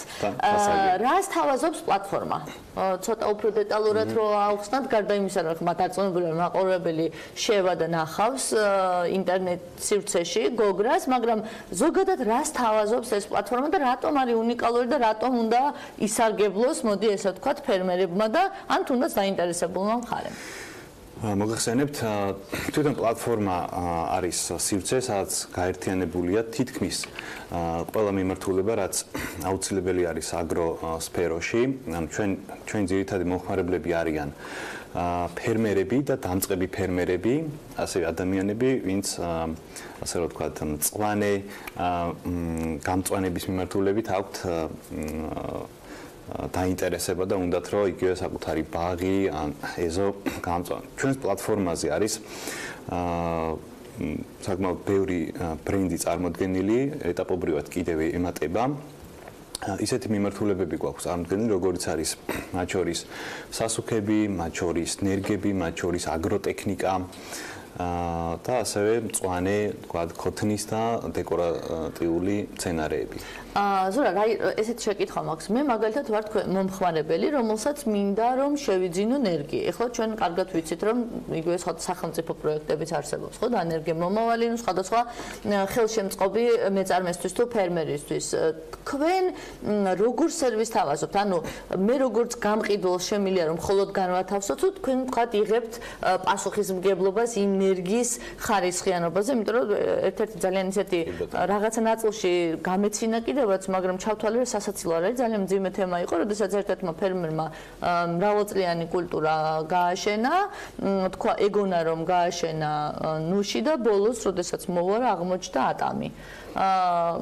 შეიძინა თავიდან არანაირი ინფორმაცია არ ქონდა, 2 წელი უვლიდა და ბოლოს მიიღო ესეთი შეიძლება ითქვას ძალიან მძიმე შედეგი. ანუ როგორ კონტროლდება თუნდაც იგივე ნერგი? მოდი ახლა აი ამას ესე გავაკეთებ შეკითხვის ფორმით. ჩვენ უშუალოდ თანამშრომლობთ საქართველოში რამდენიმე სანერგი მეურნეობებთან, რომლებიც აწარმოებენ ნერგებს, გამოყავთ ნერგები. როგორ კონტროლდება რეალურად ეს არის ის სანერგი მეურნეობები, რომელსაც საკმაოდ დიდი გამოცდილება აქვთ, სახელი აქვთ, ასე რომ ვთქვათ, მოხვეჭილი და სანდოობის მიმართულებით ჩვენც არ გვაქვს მათთან პრობლემა. ბევრი მოხმარებელი სხვა შორის ახლა იყო წინა კვირები, ასე რომ ვთქვათ, ნერგების ძალიან აქტუალური სეზონი და ბევრი მოხმარებელი სწორედაც ჩვენ გვიკავშირდებოდა და თქვა არა ასე რომ ვთქვათ, ქუჩაში იყიდულობდა ნერგებს, იქიდან გამომდინარე სანდოობიდან გამომდინარე ერჩივნათ, ასე რომ ვთქვათ, გარანტირებულად იყიდათ კომპანიისგან და ჩვენგან. ასევე რაც ძალიან მნიშვნელოვანია თვითონ ჩვენი პლატფორმის არის ის, რომ ჩვენ გვაქვს ბიტანის სერვისი. ან მომხმარებელი პროდუქტს, რა პროდუქტსაც ყიდულობს, შეგვიძლია რომ მას ადგილზე ჩაუტანოთ. მათ შორის ძალიან საინტერესოა, რომ იგივე ტრაქტორები, ანუ ხელის მოтобლოკები იყიდება ჩვენთან ონლაინ და იგვაქვს ადგილზე ნებისმიერ ანუ უფრო მეტ კომფორტს ქმნით. ეს არის მთელი საქართველოს მასშტაბით, ანუ თქვენი მიწოდება სერვისების. რეგიონებში ძირითადად. და აპირებთ თუ არა, ხო, კიდევ ერთი მნიშვნელოვანი შეკითხვა, ჩვენ კარგად ვიცით, რომ დღეს ძალიან სერიოზული გამოწვევა არის, თქვათ, მაღალკვალიფიციური, იგივე აგრონომიის კუთხით. თქვენ ეს სერვისიც გააქვთ თუ მხოლოდ შემოიფარგლებით ყიდვა-გაყიდვის, თქვათ, ჭრილში? ამჟამად მხოლოდ ყიდვა-გაყიდვის ჭრილში შემოვიფარგლებით, თუმცა ვაპირებთ რომ ეგ სერვისიც დავამატოთ, იმიტომ რომ არის მოთხოვნა და ბევრი ჩვენი მომხმარებელს სჭირდება მსგავსი სახის კონსულტაცია და შესაბამისად როგორც სერვისი, როგორც კონსულტაციის სერვისის მიმართულებით, გვინდა რომ უფრო ტექნოლოგიურ ჭრილში შემოვიტანოთ და შევთავაზოთ ბაზარს.